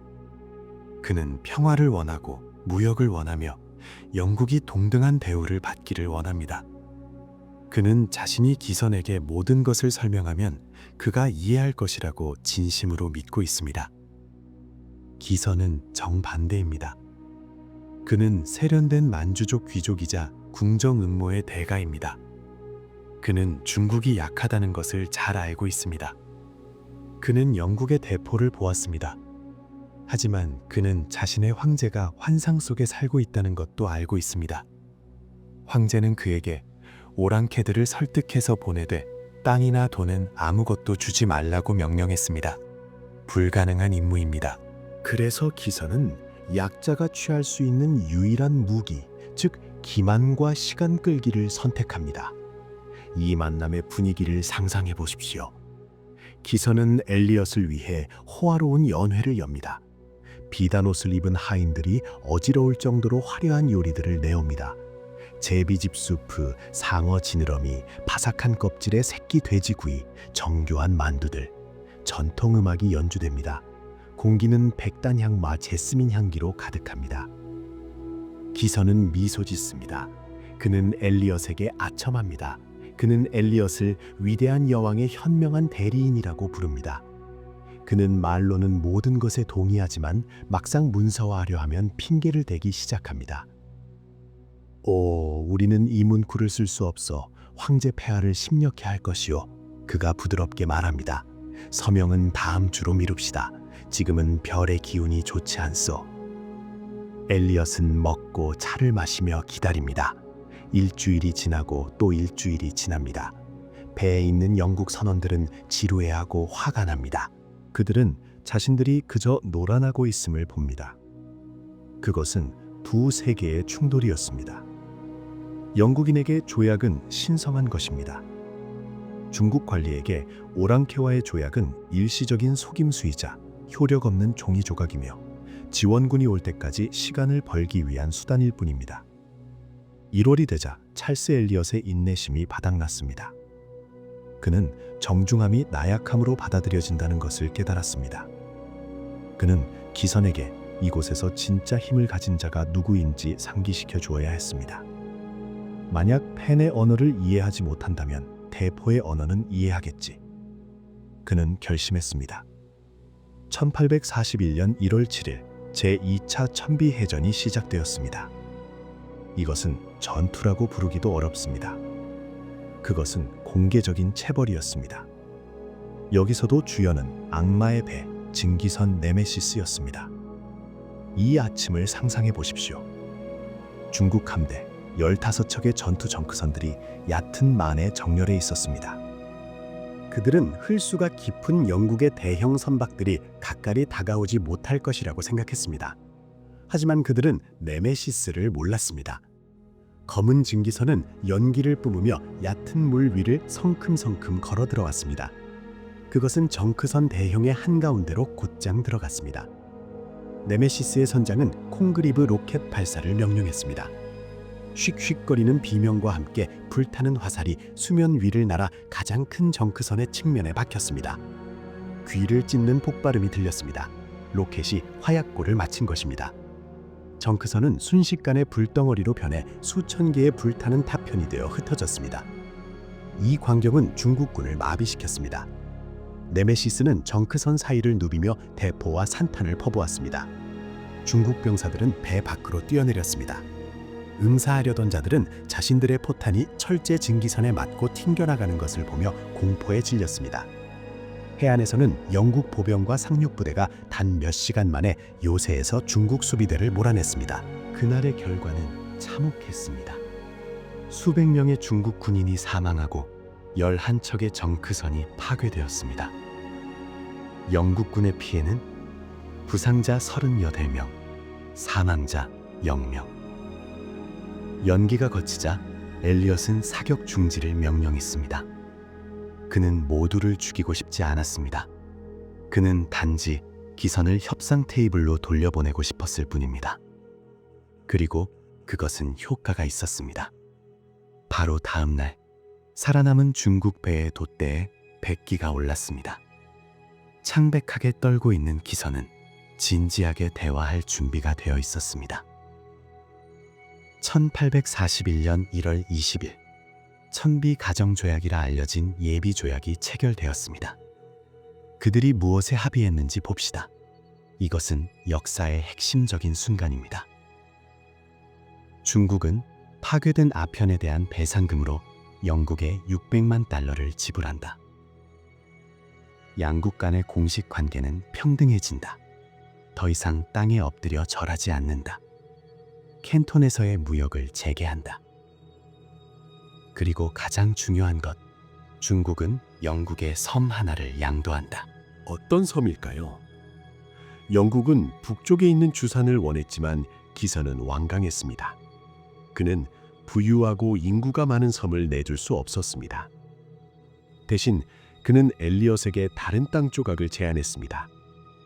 주강하고 바로 옆에 있는 작고 바위투섬이며 거의 사람이 살지 않는 섬이었습니다. 현지인들은 그곳을 샹강, 향기로운 항구라고 불렀습니다. 영국인들은 그것을 홍콩이라고 발음했습니다. 당시의 홍콩을 상상해 보십시오. 고층 빌딩이 있는 반짝이는 대도시가 아닙니다. 바람이 몰치는 벌거벗은 바위섬입니다. 그곳에는 수천 명의 가난한 어부, 채석공, 그리고 동굴에 숨어 사는 해적들만이 살고 있었습니다. 뱀과 말라리아 모기가 있었고 건물을 지을 평평한 땅은 거의 없었습니다. 엘리엇은 동의했습니다. 그는 영국 배들이 수리할 수 있고 상인들이 중국의 허락을 구하지 않고도 영국 국기의 보호 아래 살 수 있는 기지가 필요했습니다. 깊고 보호된 항구를 가진 홍콩은 해상 관점에서 완벽했습니다. 1841년 1월 26일 영국 군인들이 섬 해안에 상륙했습니다. 에드워드 벨처 선장과 몇몇 장교들이 언덕, 지금의 포제션 포인트에 영국 국기를 개양했습니다. 그들은 빅토리아 여왕의 건강을 위해 건배했고 섬은 영국의 식민지로 선포되었습니다. 성공한 것 같습니까? 평화조약이 체결되었고 무역은 재개되었으며 땅을 얻었습니다. 하지만 역사는 아이러니를 좋아합니다. 이 조약은 두 협상가 모두에게 재앙이 되었습니다. 조약 소식이 베이징과 런던에 전해지자 반응은 놀랍도록 비슷했습니다. 경로였습니다. 베이징의 도광제는 기선이 오랑캐에게 신성한 중국 땅 조각을 넘겨주고 돈까지 주기로 했다는 사실을 알고 분노했습니다. 나는 그들을 쫓아내라고 했지 나라를 팔라고 하지 않았다. 그가 소리쳤습니다. 기선은 즉시 체포되었습니다. 그는 그 전의 임칙서처럼 사슬에 묶였고 모든 재산을 몰수당했으며 사형 선고를 받았습니다. 나중에 유배형으로 감형됨. 황제는 조약을 파기하고 어떤 대가를 치더라도 오랑캐들을 섬멸하라고 명령했습니다. 그렇다면 런던은 어땠을까요? 외무장관 파머스턴 경은 엘리엇의 보고서를 받았습니다. 그는 막대한 배상금, 수많은 항구의 개방, 그리고 전략적 요충지인 주산의 점령을 기대하고 있었습니다. 대신 엘리엇은 형편없는 작은 섬 하나와 고작 600만 달러를 가져왔습니다. 파머스턴은 엘리엇에게 신랄한 경멸이 담긴 편지를 썼습니다. 이 말은 역사에 남았습니다. 당신은 집 한 채도 없을 것 같은 불모의 섬을 얻었소. 그곳은 해적들이 있는 바위일 뿐이요. 빅토리아 여왕도 불만스러워했습니다. 그녀는 외삼촌에게 편지를 썼습니다. 엘버트는 내가 이 홍콩을 산 것에 대해 매우 화가 나 있어요. 찰스 엘리엇은 해고되었습니다. 중국에서의 그의 경력은 불명예로 끝났습니다. 그는 런던으로 소환되었고 그 자리에 새로운 인물인 헨리 포틴저 경이 임명되었습니다. 포틴저의 지침은 간단했습니다. 더 이상의 대화는 없다. 연애도 없다. 오직 완전한 항복을 받아낼 때까지 전쟁뿐이다. 이렇게 타협을 찾으려던 시도는 끝났습니다. 유혈 사태를 막으려 했던 두 사람, 교활한 기선과 순진한 엘리엇, 모두 자국 정부의 희생양이 되었습니다. 그리고 불모의 바위 홍콩은 영국 국기 아래 남았습니다. 당시 진흙투성이 해변에 서서 모기를 쫓던 그 누구도 100년 후 이 바위가 세계에서 가장 부유한 도시 중 하나이자 아시아의 금융 심장부가 되리라고는 상상하지 못했습니다. 하지만 아직 그곳까지 가려면 멀었습니다. 휴전은 깨졌습니다. 황제는 오랑캐들을 바다로 밀어버리기 위해 중국 전역에서 군대를 모으고 있습니다. 그리고 중국 해안으로 누구도 봐줄 생각이 없는 새로운 영국 사령관이 오고 있습니다. 새로운 깃발이 바람에 펄럭이고 낡은 어선들이 파도에 흔들리는 홍콩의 조용한 항구를 상상하며 잠드십시오. 이 작은 땅 조각에 어떤 위대한 운명이 기다리고 있는지 알지 못한 채 말입니다. 1841년 8월, 새로운 영국 전권대사 헨리 포틴저 경이 중국에 도착합니다. 그를 한번 봅시다. 그는 찰스 엘리엇과는 완전히 다른 유형의 사람입니다. 엘리엇은 의심으로 고뇌하는 외교관이었습니다. 반면 포틴저는 군인이자 인도 원정의 베테랑이며 뼛속까지 식민지 행정관이었습니다. 그는 차가운 눈과 강인한 턱을 가지고 있었습니다. 런던에서 온 지침은 지극히 간결했습니다. 타협은 없다. 중국 관리들과 끝없는 차 마시기는 없다. 모든 것을 당장 요구하라. 그리고 그들이 우리가 필요한 모든 것에 서명할 때까지 사격을 멈추지 마라. 포틴저는 중국 지도를 상인이 아닌 외과 의사의 시선으로 바라보았습니다. 그는 전임자들이 이해하지 못했던 것을 깨달았습니다. 남쪽의 캔톤이나 북쪽의 요새를 공격하며 제국의 가장자리를 꼬집는 것은 소용없다. 그가 추론했습니다. 베이징은 너무 멀어서 황제는 고통을 느끼지 못한다. 동맥을 끊어야 한다. 중국의 동맥은 대운화였습니다. 고대에 건설된 이 웅장한 수로를 상상해 보십시오. 그것은 비옥한 남부와 굶주린 북부를 연결했습니다. 이 운하를 통해 쌀, 곡물, 비단, 세금을 실은 수천 척의 바지선이 베이징으로 향했습니다. 운하가 양쯔강과 교차하는 지점에서 이 흐름을 차단하면 베이징은 굶주리기 시작할 것입니다. 수도의 생명이 멈출 것입니다. 계획은 승인되었습니다. 새로운 배들과 인도에서 온 신선한 연대들로 강화된 영국 한 배는 강양을 돌려 양쯔강 하구로 향했습니다. 이것은 더 이상 단순한 징벌적 원정이 아니었습니다. 구체제를 파괴하기 위한 전쟁이었습니다. 해안 도시들이 차례로 함락되었습니다. 샤먼, 아모이, 닝보, 자푸. 시나리오는 어디서나 같았습니다. 바다에서의 강력한 포격, 상륙작전, 중국군의 도주, 모기고 점령. 영국 기계는 고장 없이 작동했습니다. 하지만 주요 목표는 강이었습니다. 1842년 여름, 함대가 양쯔강 하구로 들어섭니다. 중국인들은 이 강을 장강, 즉 긴 강이라고 부릅니다. 이곳은 진정 물의 세계입니다. 하류가 너무 넓어서 한쪽 강변에서 다른 쪽이 거의 보이지 않을 정도입니다. 물은 티베트 산맥에서 내려온 침전물로 인해 탁하고 황갈색을 띱니다. 이 장면을 상상해 보십시오. 70척이 넘는 배가 종렬로 강을 거슬러 올라갑니다. 이것은 수천 년 역사 동안 이 강변이 한 번도 본 적 없는 광경이었습니다. 앞장선 것은 증기선들, 네메시스, 세소스트리스, 플레게톤이었습니다. 그들은 바람이 잦아들면 무거운 범선 전함들을 밧줄로 끌었습니다. 굴뚝에서 나온 연기가 물 위로 깔리며 아침 안개와 섞였습니다. 외류는 물을 세차게 때리며 강가의 새들과 현지 어부들을 놀라게 했습니다. 이곳의 풍경은 놀랍도록 아름다웠습니다. 지평선까지 뻗은 푸른 논, 대나무 숲속에 숨겨진 기와지붕의 작은 마을들, 언덕 꼭대리의 탑들. 가판에 선 영국 장교들은 앨범에 스케치를 남겼습니다. 그들은 자신들이 정복하러 온 나라의 아름다움에 감탄했습니다. 얼마나 풍요롭고 잘 가꾸어진 땅인가. 그들은 고향에 보내는 편지에 썼습니다. 이곳은 모든 땅이 경작되고 있다. 이곳에 전쟁을 가져와야 한다는 것이 안타깝다. 하지만 전쟁은 그들과 함께 오고 있었습니다. 포틴전은 무자비했습니다. 함대는 내륙으로 진격하며 모든 장애물을 쓸어버렸습니다. 중국의 화공산, 적의 배를 불태우기 위해 인화성 물질을 싣고 떠내려 보내는 뗏목들은 해를 끼치지 못하고 지나가거나 증기선들에 의해 차단되었습니다. 베이징의 황제는 공포에 질렸습니다.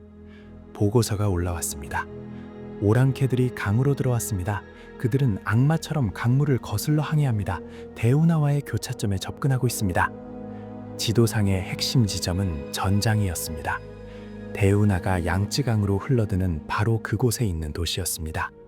베이징의 보급로로 통하는 문에 걸린 자물쇠였습니다. 1842년 7월 21일에 벌어진 전장 전투는 전쟁 전체에서 가장 피비린내 나고 비극적인 에피소드가 되었습니다.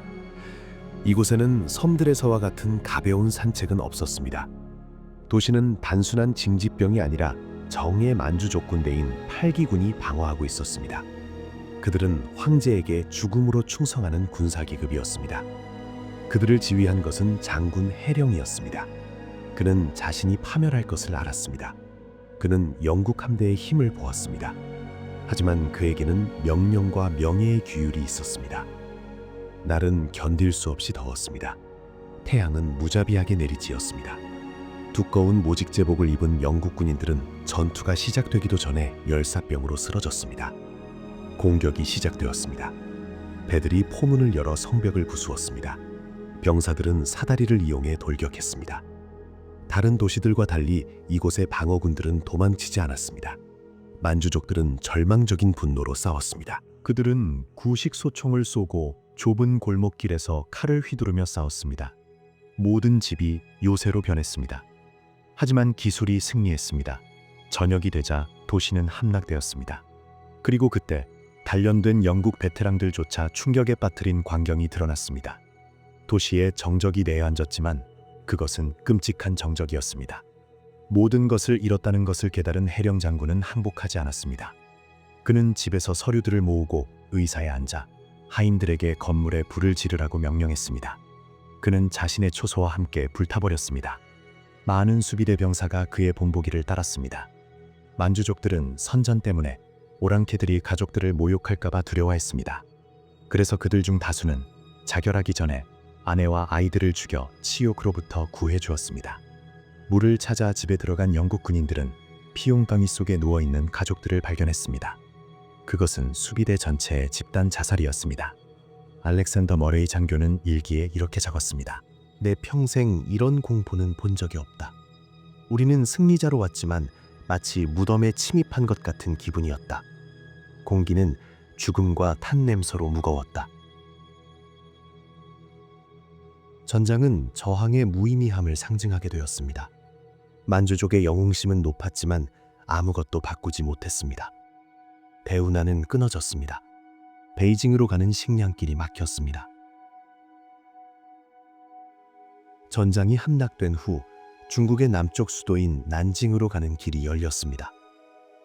난징은 거대하고 웅장한 도시였습니다. 30km에 달하는 성벽은 공학적 기적이라 불렸습니다. 이곳에는 여행자들이 감탄했던 태양 아래 빛나는 그 유명한 도자기 탑이 서 있었습니다. 1842년 8월 9일 영국 소함대는 난징 성벽 아래 닻을 내렸습니다.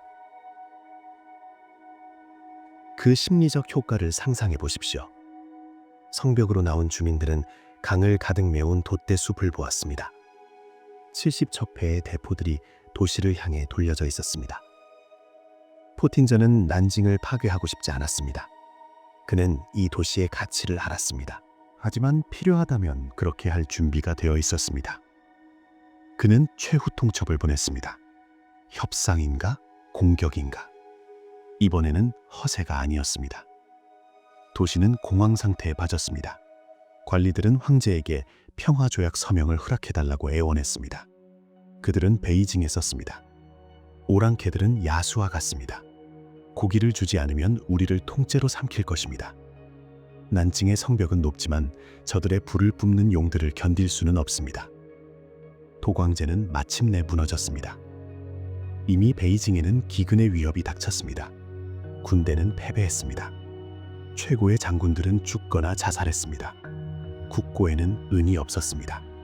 그는 천명이 흔들리고 있음을 깨달았습니다. 왕조를 보존하기 위해 자존심을 희생해야 했습니다. 8월 14일 영국 기함 코너월리스 호요프로 장식된 배 한 척이 다가왔습니다. 제국의 고위 관리인 기인과 이리포가 도착했습니다. 그들은 늙고 지친 사람들이었습니다. 그들은 배에 올랐고 포틴저가 그들을 맞이했습니다. 이번에는 연회도 에둘러 말하는 연설도 없었습니다.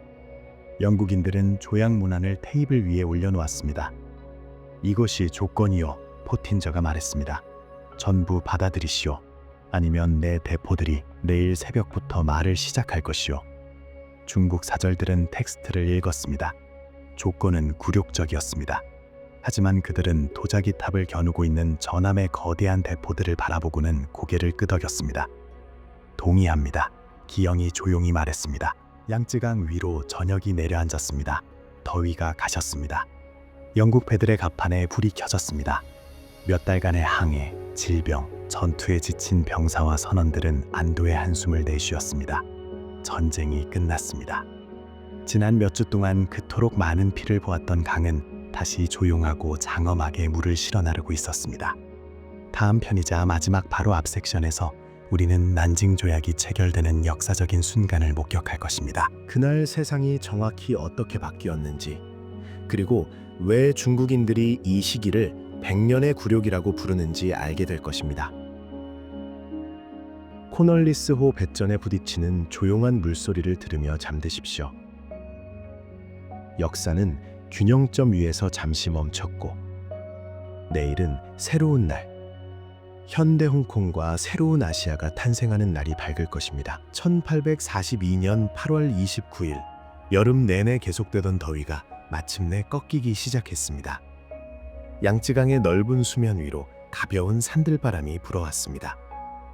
강 한가운데 다른 함대들의 돛대숲에 둘러싸여 영국 기함인 전열함 코널리스호가 서 있었습니다. 검은색과 흰색으로 칠해진 그 높은 선체는 탁한 강물에 비치고 있었습니다. 배의 갑판은 평소와 달리 활기가 넘쳤습니다. 정복을 입은 수병들이 배전을 따라 도열했습니다. 금색 견장을 단 푸른 제복의 장교들은 군도를 절그럭거리며 마지막 준비 상황을 점검했습니다. 갑판 중앙에는 태양을 가리는 차양 아래 펠트천을 덮은 긴 테이블이 놓여 있었습니다. 그때 화려하게 장식된 중국 배가 배전에 다가왔습니다. 영국 군악대의 연주에 맞춰 화려한 비단옷을 입은 세 사람이 갑판으로 올라왔습니다.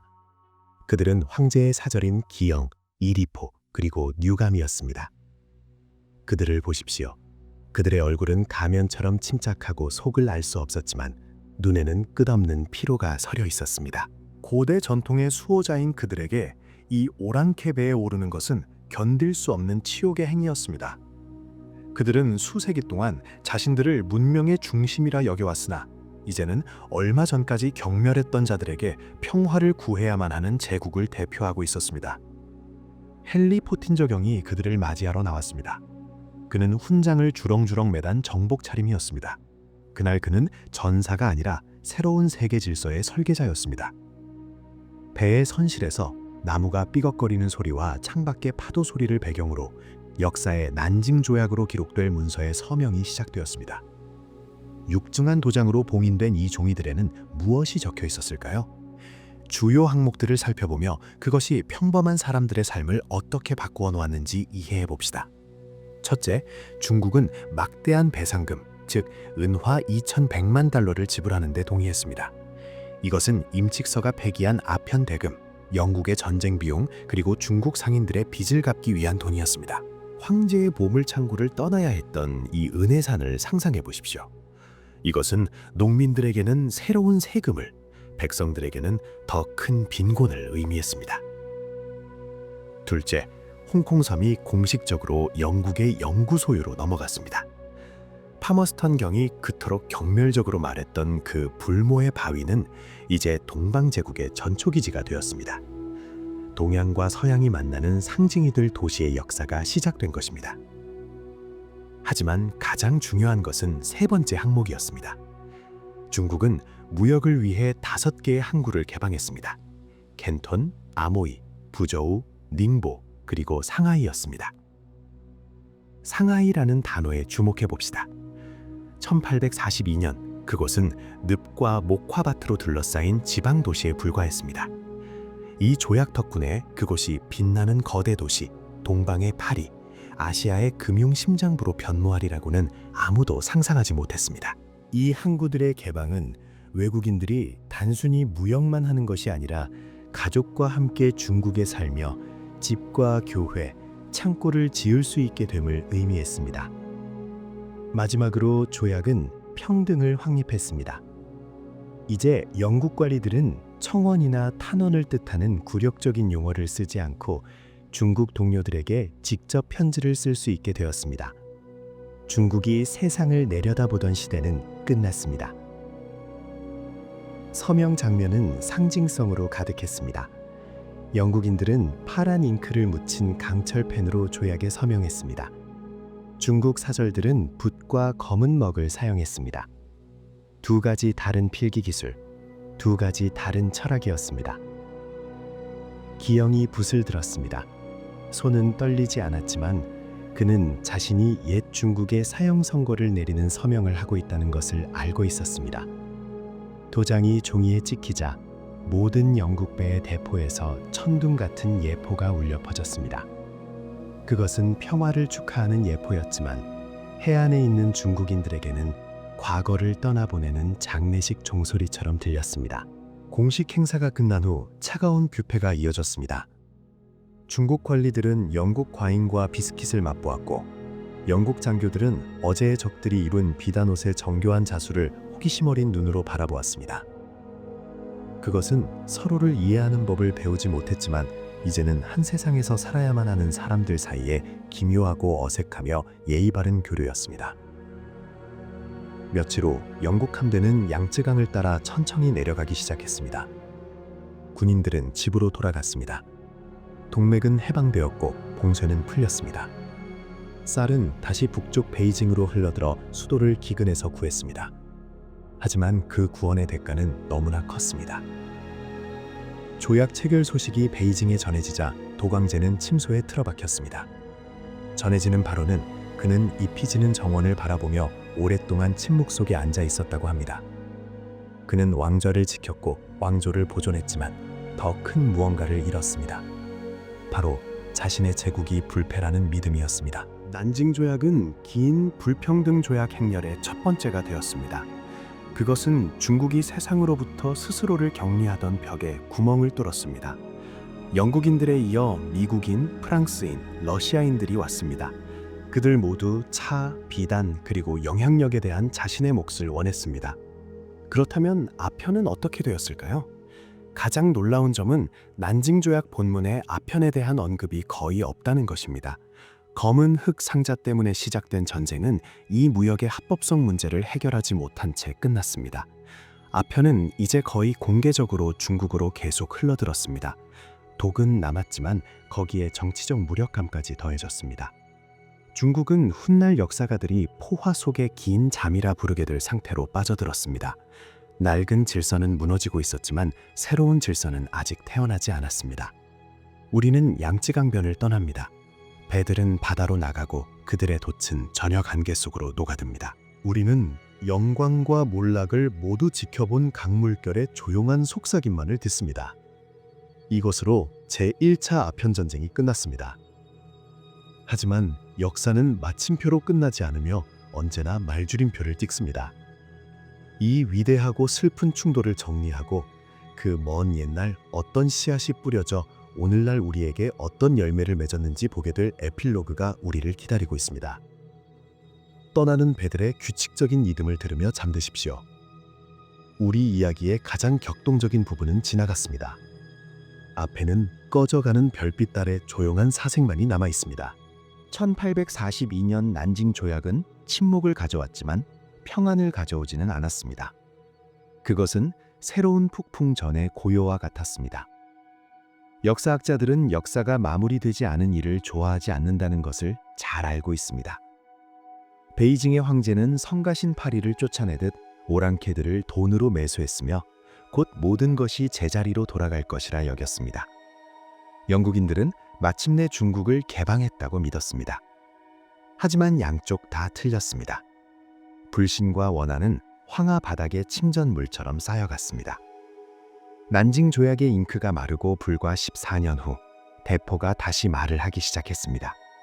제2차 아편 전쟁이 시작된 것입니다. 그것은 1차 전쟁보다 더 기이하고 비극적이었습니다. 프랑스인들이 영국인들과 합세했습니다. 연합군은 다시 북쪽으로 향했고 이번에는 난징에서 멈추지 않았습니다. 그들은 베이징까지 진격했습니다. 그 사건들의 가장 슬픈 상징은 황제들의 옛 여름 궁전 원명원의 파괴였습니다. 그곳은 중국 정원 예술의 정점이자 값을 매길 수 없는 보물과 고대 두루마리, 정교한 전각들로 가득 찬 동방의 베르사유였습니다. 1860년 협상단 포로들에 대한 가혹 행위에 대한 보복으로 엘긴경은 궁전을 불태우라고 명령했습니다.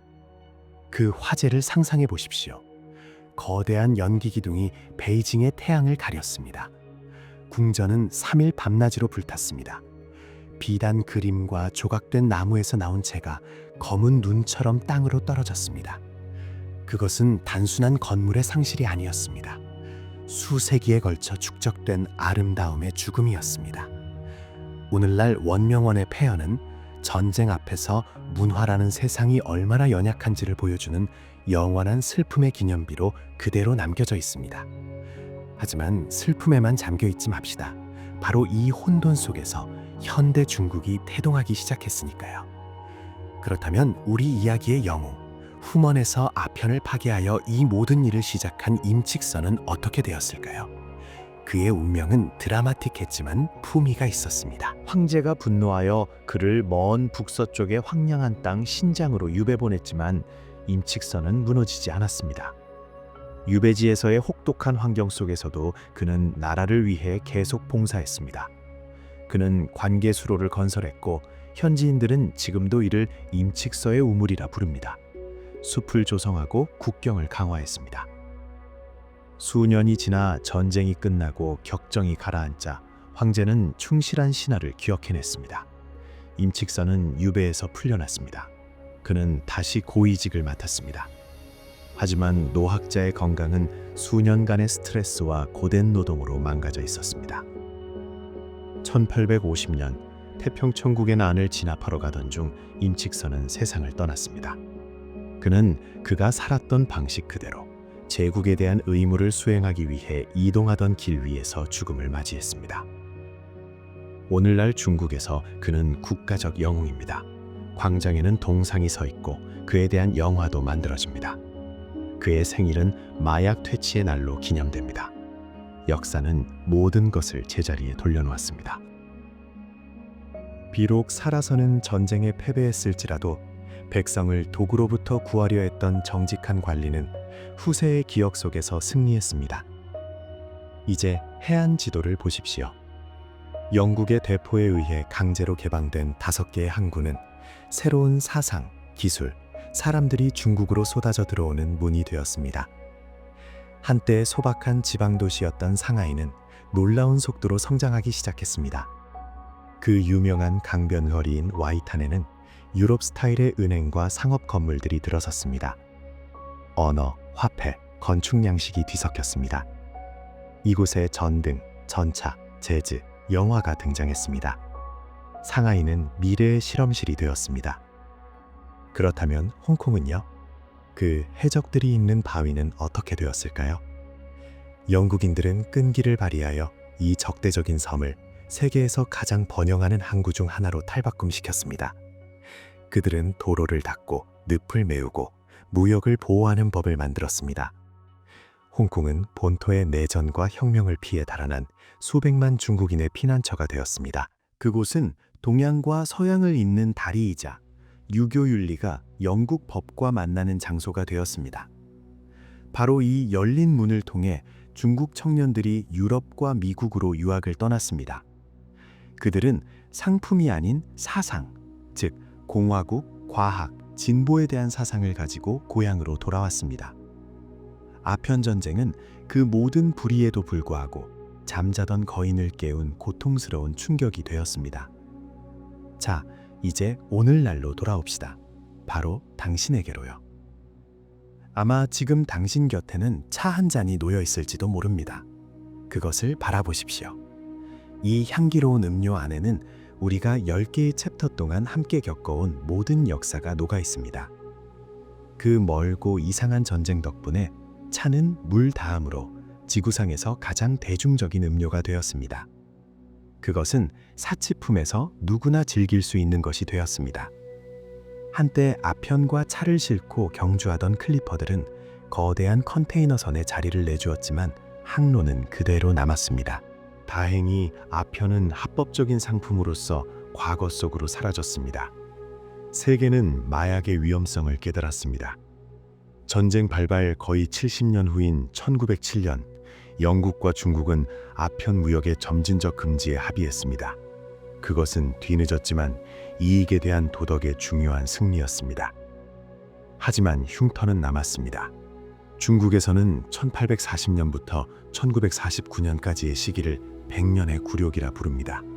아편 전쟁의 기억은 중국인의 의식 속에 여전히 살아 있습니다.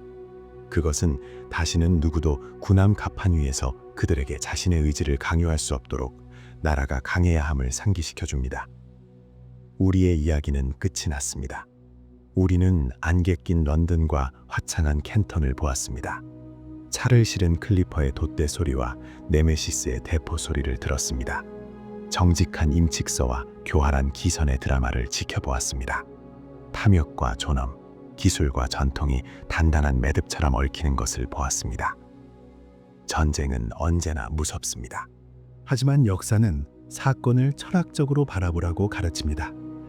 수천 년을 흐르며 물길을 바꾸지만 언제나 바다를 향하는 양쯔강처럼 인류도 실수와 비극을 통해 이해와 통합을 향해 나아갑니다. 이제 눈을 감고 끝없는 바다를 상상해 보십시오. 파도가 후먼의 모래 위에서 전투의 흔적을 씻어냈습니다. 낡은 요새는 풀로 뒤덮였습니다. 불타버린 정크선이 있던 자리에는 현대적인 여객선들이 떠다닙니다. 세상은 변했습니다. 더 복잡하고 빨라졌지만 더 흥미로워졌습니다. 대하의 물결처럼 평온하고 깊은 잠을 주무십시오.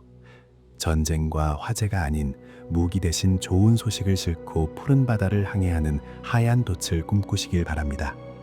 안녕히 주무십시오. 역사는 끝났지만 내일은 당신만의 역사를 위한 새로운 날이 밝을 것입니다.